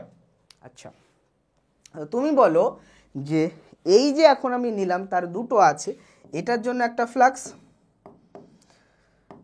এটার জন্য একটা, এটার জন্য একটা, আর এই তলটার জন্য, তাই না? তার মানে এটার জন্য, এটার জন্য, আর এই তলটার জন্য। এখন তুমি দেখো ইলেকট্রিক ফিল্ডগুলোর ডিরেকশন কোন দিকে, এই পয়েন্টে যদি আমি কোনো বের করি, ইলেকট্রিক ফিল্ড যাচ্ছে এদিকে এবং ডিএসও এদিকে, অর্থাৎ এখানে এই কার্ভস অফ তোমার বক্রতলের জন্য ইডিএস একই দিকে, অর্থাৎ এখানে ফ্লাক্স আমি পেয়ে যাব কত, পেয়ে যাব তোমার, তাহলে এখানে আমি পরপর তিনটেই লিখে নিচ্ছি, আমি এখানে নাম দিলাম, একটা আমি পারবো S1 সারফেসের জন্য, তাহলে S1 আমি কোনটাকে নাম দিলাম, এটা হলো S1, এটা হলো S2, এটা হলো S3, ঠিক আছে? তো S1 এর জন্য আমার ইন্টিগ্রেশন হবে E ডট ds1 হবে, আবার S2 এর জন্য হবে E ডট ds2, আবার আমার ইন্টিগ্রেশন S3 এর জন্য হবে E dot ds3 equals to হবে টোটাল চার্জটা টোটাল কত, lambda Q equals to lambda, ধরো আমি যে এই দৈর্ঘ্যটা নিলাম সেটা হলো এল, গাউসিয়ান সারফেসের দৈর্ঘ্য, তাহলে ল্যামডা এল, তো কিউ এর জায়গায় আমি বসিয়ে দেবো ল্যামডা এল আর মাঝখানে এপসাইলন জিরো, এটা হওয়া উচিত। এখন এটা তো অ্যাকচুয়ালি ফাই টোটাল, তাই না, যেটা এটা, তো এইগুলোর ভ্যালু দেখো, এইটার জন্য আমরা পেলাম একটা ভ্যালু পেলাম EDS3টা কি পেলাম, EDS3টা দেখো, DS3 মানে হচ্ছে বক্র, এই তোমার বক্রতল, এই বক্রতলটার এই ক্ষেত্রফলটা কত, বৃত্তাকার তলের ক্ষেত্রফল 2πr, আর লেন্থ কত L, 2πr L করলে এই বক্রতলটার ক্ষেত্রফল পাওয়া যায়, চোঙের এই বক্রতলটার ক্ষেত্রফল মানে এইটুকু এটা হচ্ছে 2πr ইন্টু L, তাহলে এখানে E ইন্টু 2πr L হয়ে গেল ল্যামডা এল এপসাইলন জিরো। আর এই দুটো কি হচ্ছে, বলছে এই দুটো হচ্ছে জিরো। কেন জিরো? বিকজ দেখো তোমার ডিএস এদিকে, DS1 এদিকে, আর ইলেকট্রিক ফিল্ড এদিকে, তাহলে মাঝখানের অ্যাঙ্গেল 90 ডিগ্রি, এখানেও ইলেকট্রিক ফিল্ড এদিকে, DS2 এদিকে, মাঝখানের অ্যাঙ্গেল 90 ডিগ্রি, তো এই জন্য এখানে ফ্লাক্সগুলো জিরো হলো। তাহলে এখান থেকে আমরা কি বলতে পারছি, ই এর মান কত, ই ইকুয়ালস টু এল কাটে ল্যামডা বাই, তাহলে 2π এপসাইলন জিরো ল্যামডা আর, এটা হয়ে যাচ্ছে তড়িৎ ক্ষেত্র প্রাবল্যের মান। তাহলে তড়িৎ ক্ষেত্র প্রাবল্যের মান হয়ে যাচ্ছে এটা, ঠিক আছে? এটাকে আমরা এভাবে লিখতে পারি যে ই ইকুয়ালস টু, ওপরে আমি 2 ল্যামডা করে দিলাম, নিচে 4π এপসাইলন জিরো আর করে দিলাম, 1/4π এপসাইলন জিরোকে আমরা কে ড্যাশ দিয়েও ধরতে পারি, তাহলে 1/4π এপসাইলন জিরো কে ড্যাশ ধরলাম, তাহলে কে ড্যাশ 2 ল্যামডা বাই আর এভাবেও লিখতে পারি, লিখতে পারি কে ড্যাশ 2 ল্যামডা বাই আর। ওকে, এই হলো গল্প। এবারে আমরা যে এই টোটাল গাউস ল পড়ে নিলাম, টোটাল এই গাউস ল 1 ঘন্টার ভিতরে পড়ে নিলাম, তাহলে আরও 10 থেকে সামথিং কিছু মিনিট টাইম নিয়ে এর ওপরে আমরা কিছু কোশ্চেন প্র্যাকটিস করে নেব। চলো, এর ওপরে আমি 4টে কোশ্চেন প্র্যাকটিস করে নেব। কি বলছে, the electric field in a region given by E equals to এটা, তো ই তোমার দেওয়া আছে, কত দেওয়া আছে, ই হচ্ছে কারে 3/5 E0 I cap, 4/5 E0 J cap, higher E0 ভ্যালুটা হলো এটা, E0 ভ্যালু দেওয়া রয়েছে E0 equals to 2 × 10⁻³ newton per coulomb. Okay, এখন বলেছে find the flux due to this field through a rectangular surface, আয়তাকার সারফেস, সারফেস এরিয়া কত 0.2 metre square, parallel to YZ plane, তাহলে সারফেসটা আছে প্যারালাল টু YZ প্লেন, ধরো এটা আমার YZ প্লেন, YZ প্লেনের সমান্তরালে, তাহলে ধরো আমার Y এদিকে আর Z এদিকে, এই YZ প্লেনের সমান্তরালে যদি কোথাও একটা এরিয়াটা থাকে, তার এরিয়াল ভেক্টর কোন দিকে হবে? এরিয়াল ভেক্টর বা ক্ষেত্রফল ভেক্টর তলের সাথে লম্ব। এখানে যদি এরিয়াটা থাকে রেক্ট্যাঙ্গুলার এরিয়াটা, তাহলে এর সাথে লম্ব হয়। এর সাথে লম্ব যদি হয় তাহলে YZ এর তলের ওপরে লম্ব একটাই অক্ষ হয়, সেটা হলো X অক্ষ। তাহলে তার ডিরেকশানটা কত হবে? এই ক্ষেত্রফল 0.2 এর ডিরেকশান X অক্ষ বরাবর। X অক্ষ বরাবর একক ভেক্টর হয় I ক্যাপ, এবং তোমার ভ্যালুটা দেওয়া ছিল S ইকুয়ালস টু 0.2। এটা একটা স্কেলার ভ্যালু, এটাকে ভেক্টর করতে গেলে তার সাথে একক ভেক্টর I ক্যাপ গুণ করতে হয়, এটা আমরা ভেক্টরে পড়েছিলাম। তাহলে S ভেক্টরটা এখন এই ফর্মে চলে আসলো। আর E ভেক্টর তোমার দেওয়া আছে, তাহলে ফ্লাক্স কত হবে? ফ্লাক্স ইকুয়ালস টু হবে E ডট S।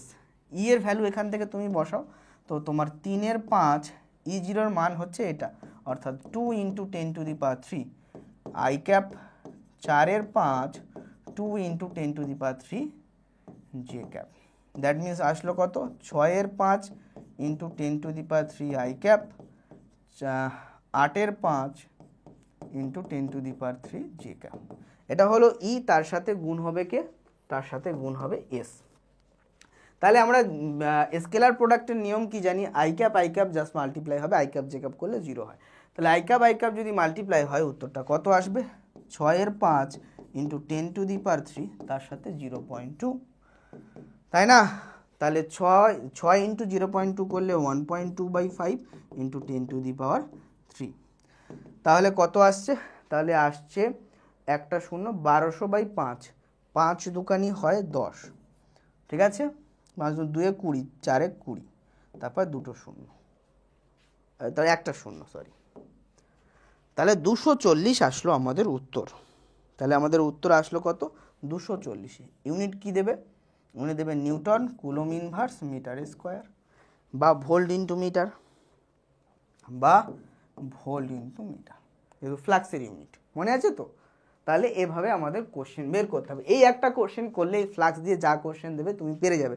সবসময় কোশ্চেনগুলো কেমন দেবে? একটা দিয়ে দেবে ই এর ভ্যালু, একটা ই এর ভ্যালু দিয়ে দেবে, সেটা ভেক্টর ফর্মে থাকবে, তার সাথে এস ক্ষেত্রফলটা এভাবে দিয়ে যাবে। বলছে ক্ষেত্রফল এভাবে থাকবে, YZ প্লেনে থাকবে। YZ প্লেনে থাকলে ক্ষেত্রফল ভেক্টর কোন দিকে হবে? আরেকটা প্লেন থাকে এক্স প্লেনে একক ভেক্টর I ক্যাপ। যদি YZ প্লেন না বলে XZ প্লেন বলতো, আরেকটা তল কত হতো? Y, তাহলে তখন হতো J ক্যাপ। ঠিক আছে? এভাবে আমাদের করে নিতে হবে। এবং অনেক সময় ক্ষেত্রফল অনেক সময় বলে দেবে তোমার বর্গাকার ক্ষেত্র, তার বাহুর দৈর্ঘ্য 10, বাহুর দৈর্ঘ্য 10 কেন বসিয়ে দেবে না, তখন ক্ষেত্রফল বের করতে হবে 10 এর স্কোয়ার 100, তখন 100 I ক্যাপ হবে। গল্পটা বুঝলে? এবারে চলো আমরা আসি এই কোশ্চেনটাতে।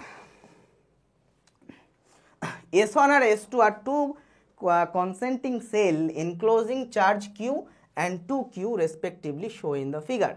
তাহলে S1 হচ্ছে এই সারফেস, এখানে চার্জ আছে Q, S2 হলো এই সারফেস, এখানে চার্জ আছে 2Q। ওকে, তাহলে what is the ratio of the electric flux through S1 আর S2? S1 এবং S2 এর মধ্য দিয়ে ইলেকট্রিক ফ্লাক্সের রেশিও কত হবে? চলো, তো S1 যেটা আছে তার ভিতর দিয়ে ফ্লাক্স ফাই S1 কত হবে সেটা? তো তুমি দেখো S1 এর ভিতরে চার্জ আছে Q, তাহলে গাউসের ল বলে Q/ε0 হয়ে গেল, তাই না? আবার ফ্লাক্স S2 সারফেসের উপরে, S2 সারফেসের যখন আমি গাউসেন তল এই বড়টা নিলাম, তখন এর ভিতরে চার্জ Qও আছে 2Qও আছে, অর্থাৎ টোটাল চার্জ হয়ে গেল Q + 2Q 3Q। তাহলে এখানে ফ্লাক্স কত হবে? 3Q/ε0। এটাই ছিল এখানকার কনসেপ্ট। তাহলে রেশিওটা কত হবে? রেশিওটা হবে Q/ε0 ইন্টু এটা উপরে চলে যাবে ε0/3Q। তো কেটে গেল, এটা কেটে গেল, অর্থাৎ রেশিওটা 1/3, অর্থাৎ 1:3। এই ছিল গল্প। দ্বিতীয়টা কি ছিল? দ্বিতীয়টা বলছে how will the electric flux through the sphere S1 change if the medium of dielectric constant ER introduce to S1, এয়ারের পরিবর্তে, ইন রিপ্লেস অফ এয়ার। যদি S1 এর ভিতরে বায়ুর পরিবর্তে আমরা εr মিডিয়াম ইউজ করি, তখন কি হবে? তখন শুধুমাত্র এটার জন্য, তাহলে তখন কি হয়ে যাবে?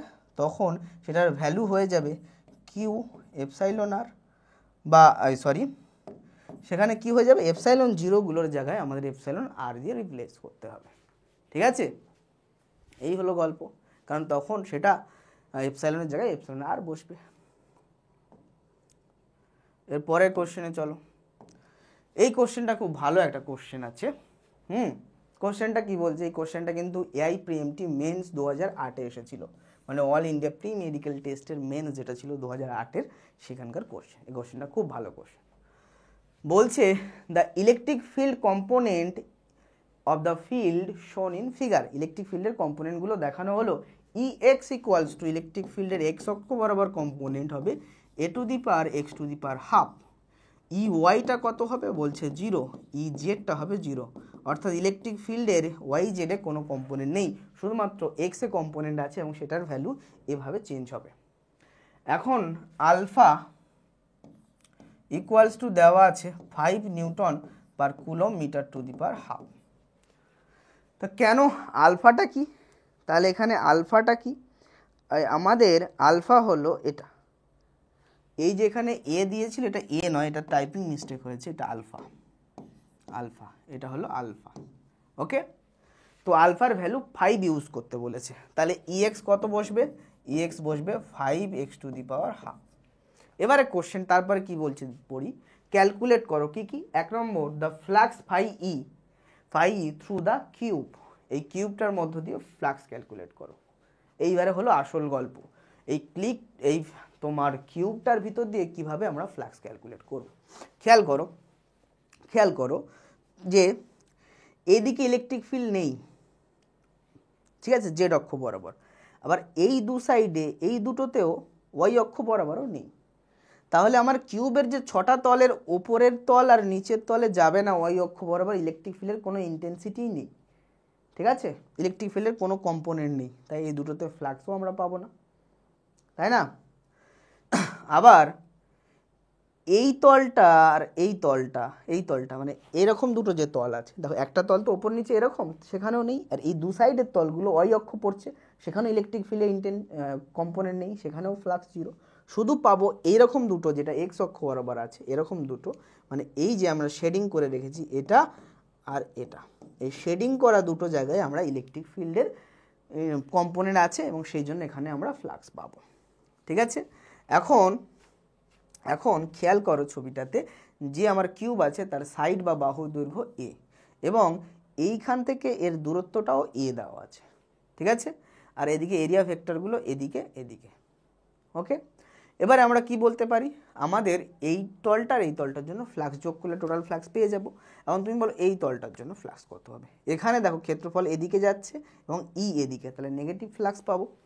তাহলে নেগেটিভ ফ্লাক্সের প্রথম এটার জন্য নেগেটিভ ফ্লাক্স পাচ্ছি, সেটা তাহলে ফাই ই বা ফাই টোটালটা হচ্ছে কত, তাহলে প্রথমে নেগেটিভ পাচ্ছি, এবং তোমার ক্ষেত্রফল কত হবে, এ যদি হয় এরিয়া, ক্ষেত্রফল হয়ে যাবে, এ যদি সাইড হয় ক্ষেত্রফল হয়ে যাবে এই তলটার এ স্কোয়ার, ঠিক আছে, এ স্কোয়ার ক্ষেত্রফল, কিন্তু সেটা নেগেটিভ হবে, নেগেটিভ আছে তার আগে, এবং ই হচ্ছে কোন দিকে, ই তো এর এক্স অক্ষের কম্পোনেন্টের ভ্যালু কোনটা, এটা, তাহলে এখানে আমরা কি বসাবো, ইন্টু আলফার জায়গায় 5 বসানো হয়, মানে 5x to the power half, ঠিক আছে। এটা একটা ফ্লাক্স বেরিয়ে গেল। এক্স এর ভ্যালু কত বসাবে, এক্স এর ভ্যালু হলো এখান থেকে এই ডিস্টেন্সটা, তো অলরেডি এ দেওয়া আছে, অর্থাৎ এক্স এর জায়গায় তোমাকে কি বসাতে হবে, এ বসাতে হবে, তার মানে এটা হয়ে গেল a to the power half, a to the power half মানে এর √2 হলো, এর √2। আচ্ছা, এবার আমাদের বলেছে অ্যাজিউম এ ইকুয়ালস টু 1 ধরে নিতে হবে, তাহলে এর জায়গায় আবার আমরা 1 বসিয়ে দেবো, তাহলে 1 এর রুট মিনস 1ই থাকবে। আচ্ছা, পরেরটা দেখো, পরেরটা তো পজিটিভ হবে, এটাও এদিকে এটাও এদিকে, এবং সেটা কত হবে, সেটার ক্ষেত্রে দেখো তাহলে এরিয়া একই এ স্কোয়ার, ইলেকট্রিক ফিল্ড কত 5x to the power half, extra কত এখান থেকে এবারে এখানে আছে, তাহলে এখান থেকে এখানে এই ডিস্টেন্সটা এ এবং এখানেও এ, অর্থাৎ 2a, তাহলে কত হবে 2a এর পাওয়ার হাফ, এর ভ্যালু 1 বসাতে বলেছে, তাহলে কত আসবে এটা, তাহলে এটা আসবে, এর ভ্যালু যদি আমি 1 বসিয়ে দিই, এর ভ্যালু 1 বসিয়ে দাও, তাহলে 2 two the power half, 2 two the power half মানে কত, 2 টু দি পাওয়ার হাফ মানে 2 টু দি পাওয়ার হাফ মানে হচ্ছে √2, তাহলে এটা মুছে আমরা লিখে দেবো √2, কারণ a ইকুয়ালস টু 1 বসিয়েছি। তাহলে এখানে দেখো কমন হলো 5a স্কোয়ার, 5a স্কোয়ারকে যখন কমন নিলাম তো পড়ে থাকছে কত, পড়ে থাকছে √2 - 1। আচ্ছা, এর ভ্যালু আবার 1, তাহলে 5 √2 - 1, এটা হবে আমাদের উত্তর। তাহলে উত্তরটা কত হবে? উত্তরটা হবে 5√2 - 1। ঠিক আছে, 5√2 - 1 এর ভ্যালু কত হয়? ক্যালকুলেট করো।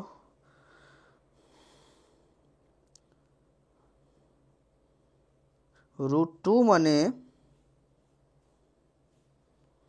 1.41, তার থেকে 1 বাদ দিলাম, তাকে আমরা গুণ করলাম কত দিয়ে? 5, তাহলে 2.07 আসছে, তাহলে 2 পয়েন্ট সামথিং। তাহলে অ্যান্সারটা আসছে কত?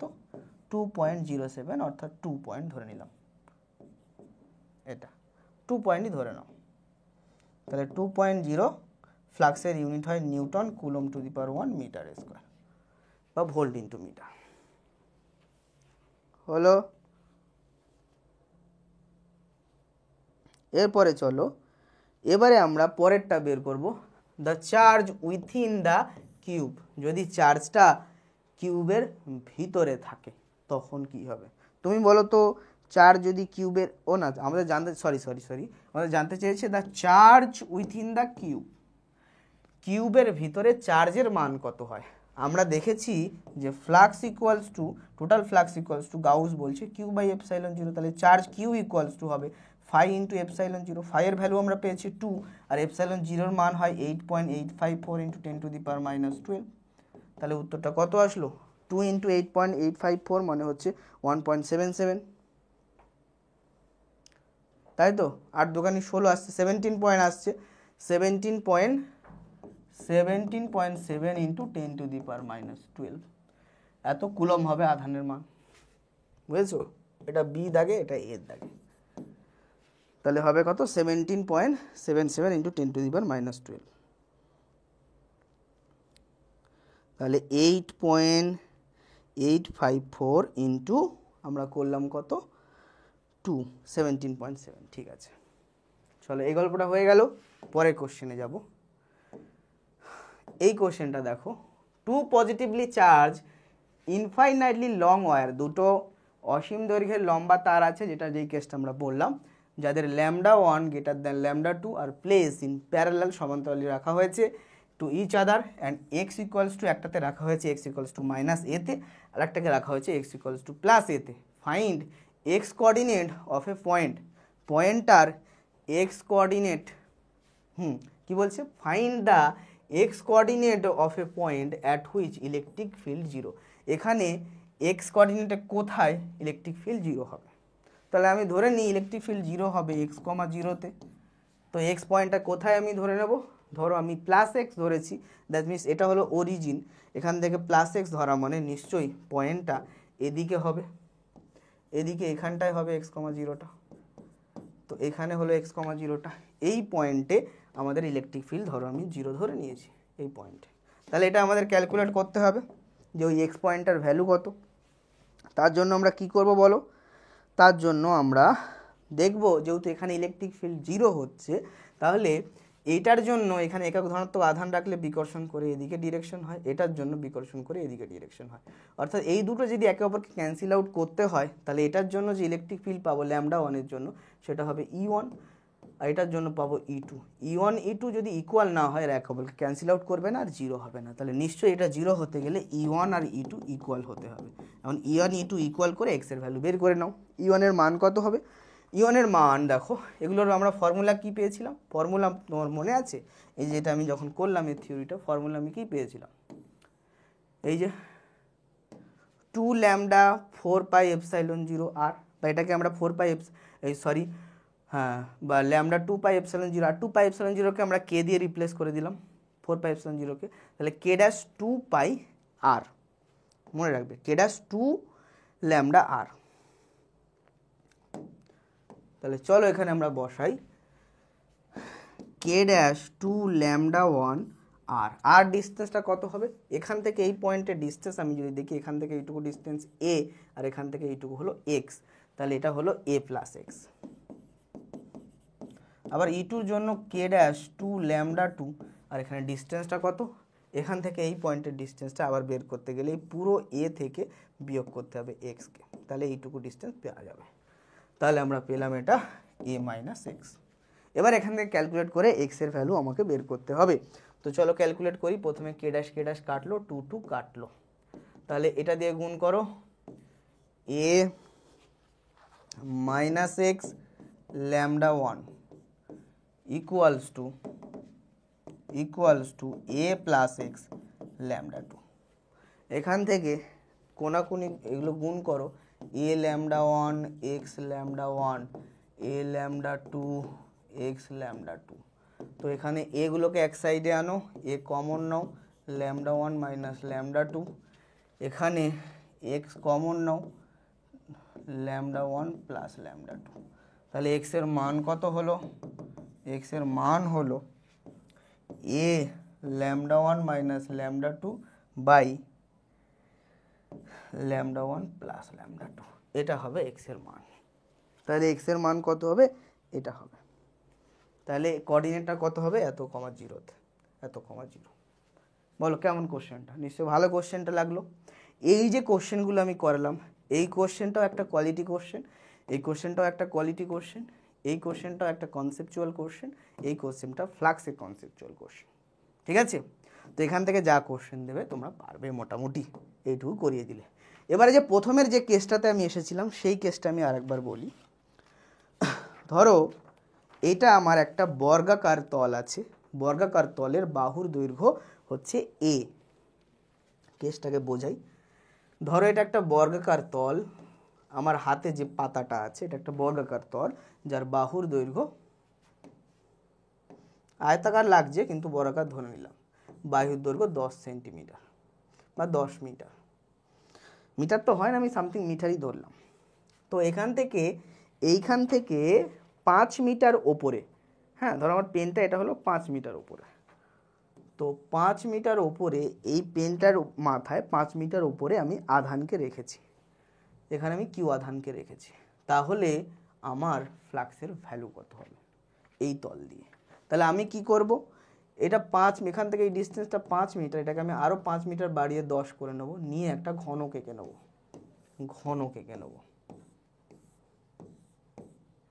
এখন এই ঘনকের মাঝখানে দেখো কিউ চার্জটা আছে, কারণ এই তলটার থেকে ওপরে 5 মিটার ওপরে যদি যায়, পুরো 10 মিটার গেলে এটা একটা আবার বর্গক্ষেত্রটা হয়, অর্থাৎ একটা ঘনকের মাঝখানে কিউ আধান আছে, তাহলে পুরো তলগুলো, সব তলগুলো দিয়ে ফ্লাক্স যায়, কত হয় এটা। আর একটা তল দিয়ে কত ফ্লাক্স যায়? একটা তল দিয়ে যায় 6 এপসাইলন 0। তাহলে আমার একটা তল নিচের তলটা দিয়ে দেখতে হবে, তাহলে এই নিচের আমার বর্গাকার তল দিয়ে এই কিউ আধান উপরে থাকলে ফ্লাক্স কত হবে? Q by 6 epsilon 0। বোঝা গেল? এটা একটা কনসেপচুয়াল কোশ্চেন, এখান থেকে ভ্যালুগুলোর নাম্বার বসিয়ে ভ্যালু বের করা যায় যে আমার ফ্লাক্সের মান কত হবে। তাহলে হবে উত্তর কি? কিউ বাই 6 এপসাইলন 0, কারণ এই একটা তল দিয়ে দেখতে হবে, বাকিগুলো তো আমাদের নিলে হবে না। বোঝা গেল? আচ্ছা, আর একটা কন্ডিশন এখানে আমি বলে দিই। ধরো যেটা আমরা বলছিলাম, এটা একটা স্পেয়ার, এটা একটা কিউব আছে, এই কিউবের একদম শীর্ষবিন্দুতে একটা আধান আছে, এইখানে একটা আধান আছে কিউ আধান। তাহলে প্রতিটি তল দিয়ে ফ্লাক্স কত হবে? আমরা দেখলাম সেটা 1/8 অংশ প্রাপ্ত হয়, অর্থাৎ সবগুলো তল দিয়ে ফ্লাক্স যায় এটা। কিন্তু আমার বলেছে একটা তল দিয়ে ফ্লাক্স কত যাবে। তুমি বলবে একটা তল দিয়ে তাকে আবার 6 দিয়ে ভাগ করে দাও, তাহলে উত্তর হবে কিউ বাই 48 এপসাইলন 0। কিন্তু এটা ভুল উত্তর। কেন? কারণ এইখানে শীর্ষবিন্দুতে আধান রাখলে এই কাছাকাছি থাকা 3টে তলগুলো দিয়ে লম্বভাবে বলরেখা বেরোয় না, শুধুমাত্র নিচের এই তলটা, এই সাইডের তলটা, আর তোমার এই সাইডের তলটা, মানে নিচের 3টে তলগুলো দিয়ে লম্বভাবে বলরেখা বেরোয়, কিন্তু ওপরের 3টে তলগুলো দিয়ে বলরেখা লম্বভাবে বেরোয় না। তাহলে আমরা 3টে তল দিয়ে ভাগ করব, 6টা তল দিয়ে ভাগ করব না।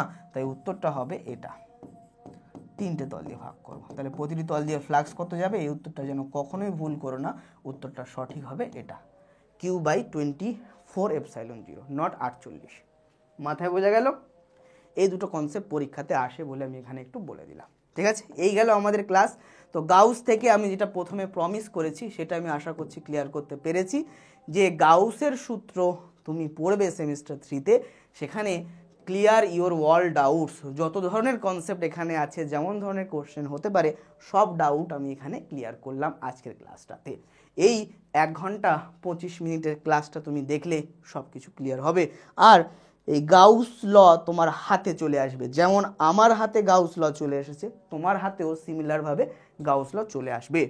এরকমভাবে ডিটেলসে এবং প্রচুর কোশ্চেন অ্যান্সার করানো বেসিক থেকে অ্যাডভান্স লেভেল পর্যন্ত করিয়ে আমরা কিন্তু এই ব্যাচটা রেডি করছি, এবং এটা অলরেডি কন্টিনিউ চলছে। তোমরা ব্যাচে অগ্নিপক্ষ আগুন 2.0 ব্যাচে 2.0 ব্যাচে যারা যারা পড়ছে তাদেরকে জিজ্ঞেস করতে পারো সেখানে কি লেভেলের পড়ানো হচ্ছে। সেখানে ফিজিক্সে ধরে ধরে সমস্ত কনসেপ্ট ক্লিয়ার করা হচ্ছে এবং বিভিন্ন টাইপসের কোশ্চেন প্র্যাকটিস করানো হচ্ছে, এবং কোনো জায়গায় বিন্দুমাত্র খামতি দেওয়া হয় না, যাতে করে এবছরে যে সেমিস্টার সিস্টেম নতুনভাবে কোনো পিওইকিউ ছাড়া তারা ফেস করবে, বিভিন্ন রকমের কোশ্চেন হতে পারে, সেইগুলোর কনসেপ্ট গুছিয়ে ক্লিয়ার থাকুক, যাতে পরীক্ষায় যেমন কোশ্চেন আসুক তারা পেরে যাবে।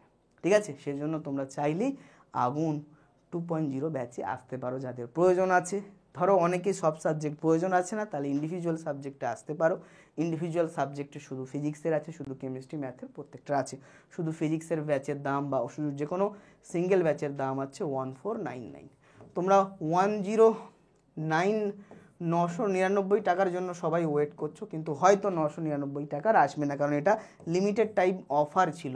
এখন অরিজিনাল যে দাম সেটাতেই নিতে হবে 1499, কারণ দুটো সেমিস্টার মিলিয়ে তাই 1499টা দিতে হবে, কারণ তখন কিছু দিনের অফার চলছিল শুরুতে, তখন কিন্তু 999 পাওয়া যাচ্ছিল। বোঝা গেল? তাহলে ফিজিক্সের সিঙ্গেল ব্যাচ যদি তোমরা নিতে চাও তাহলে আসতে পারো, বা অন্য সাবজেক্টের নিতেও চাইলে আসতে পারো, এবং ফুল ব্যাচের তোমরা প্রাইস জানো সেই অনুযায়ী তোমরা দেখতে পারো। ঠিক আছে, এমনটা নয় তোমরা অনেকে ভাবছো যে ব্যাচের তো 1 মাস পড়ানো হয়ে গেছে, 1-1.5 মাস পড়ানো হয়ে গেছে, তাহলে আমরা এসে কি করব। তোমরা কিন্তু 1 মাসের পুরানো ক্লাসগুলো সব রেকর্ডেড পেয়ে যাবে, কারণ অনেক ছেলেমেয়েরা ক্লাস করছে, পিছনে অনেক ব্যাকলগ রয়ে গেছে। এখনও যদি তুমি সিরিয়াস হয়ে পড়াশোনা করতে চাও তো পিছনের ক্লাসগুলো তুমি রেকর্ডেড দেখবে, এবং এখন থেকে যে লাইভগুলো চলছে সেগুলো তুমি দেখতে পারো। যেমন ফিজিক্সে আমরা শুধু ইউনিট 1 কভার করেছি, এরপর দিন থেকে ইউনিট 2 অর্থাৎ কারেন্ট ইলেকট্রিসিটি ম্যাগনেটিজম দুটোই একসাথে শুরু হবে। বুবাই স্যার কারেন্ট ইলেকট্রিসিটি, আমি ম্যাগনেটিজম শুরু করব। ঠিক আছে, তো তোমরা চাইলে এই সপ্তাহের থেকে এখন থেকেই তোমরা কিন্তু আসতে পারো। শুধু একটা ইউনিট কভার হয়েছে, সেটা তোমরা রেকর্ডেড দেখে নেবে, পরে ইউনিটগুলো তুমি লাইভে অ্যাটেন্ড করতে পারছো, অসুবিধা নেই। লাইভ তো অনেকেরই মিস হতে পারে, রেকর্ডেড দেখে নেবে, কি আছে, অসুবিধা কিছু নেই। চলো, এই হলো গল্প। তাহলে এর পরের দিনকে আমরা কি নিয়ে ভিডিও দেব সেটা কমেন্ট সেকশানে তোমাদের কাছেই জানতে চাইছি। এর পরের সপ্তাহে তো আমি ভিডিও দেব ক্লাস 12, তোমরা ক্লাস 12-এর ভিডিওর জন্য খুবই আগ্রহী ছিলে, তোমরা চাইছিলে বারবার যে একটাও ভিডিও অন্তত ক্লাস 12-এর পর দেওয়া হোক। হ্যাঁ, ফিজিক্স, কেমিস্ট্রি, ম্যাথ, বায়োলজি সবগুলোতে দেওয়া হোক। তো ফিজিক্সে পর রুটিন অনুযায়ী ক্লাস আসবে, সেমিস্টার 3 চিন্তা করতে হবে না। কিন্তু পরের ক্লাস কিসের ওপরে দেবো সেটা তোমরা জানিও। যদি এমসিকিউ এর ওপরে চাও সেটাও জানিও, এমসিকিউ এর ওপরে ক্লাস দেওয়া হবে। যদি থিওরি প্লাস এমসিকিউ এর ক্লাস চাও সেটাও জানিও, সেটাও দেওয়া হবে। যদি ওয়ান শট ক্লাস চাও সেটা জানিও, সেটা দেওয়া হবে। যদি কিছু স্পেসিফিক কনসেপ্ট যেগুলোর ওপর তোমার প্রচুর সমস্যা হয় সেগুলোর ওপরে চাইলে সেটাও দেওয়া হবে, বা কিছু নতুন টপিক যেমন কারেন্ট ইলেকট্রিসিটি এখন তোমাদের হয়নি, ম্যাগনেটিজম হয়নি, সেগুলোর উপরে ক্লাস চাইলে সেটাও জানিও, সেটাও দেওয়া হবে। ঠিক আছে, চলো তাহলে দেখা হবে আবার পরের সপ্তাহে। তো এই সপ্তাহে তোমরা দেখো আজকের এই ভিডিওটা শুরু থেকে শেষ পর্যন্ত দেখো এবং পুরো কাজগুলো রেডি করে ফেলো। ওকে, চলো, বাংলা পড়বে, বাংলা শিখবে, এবং কি বাংলা জিতবে, আর ফিজিক্সও শিখবে।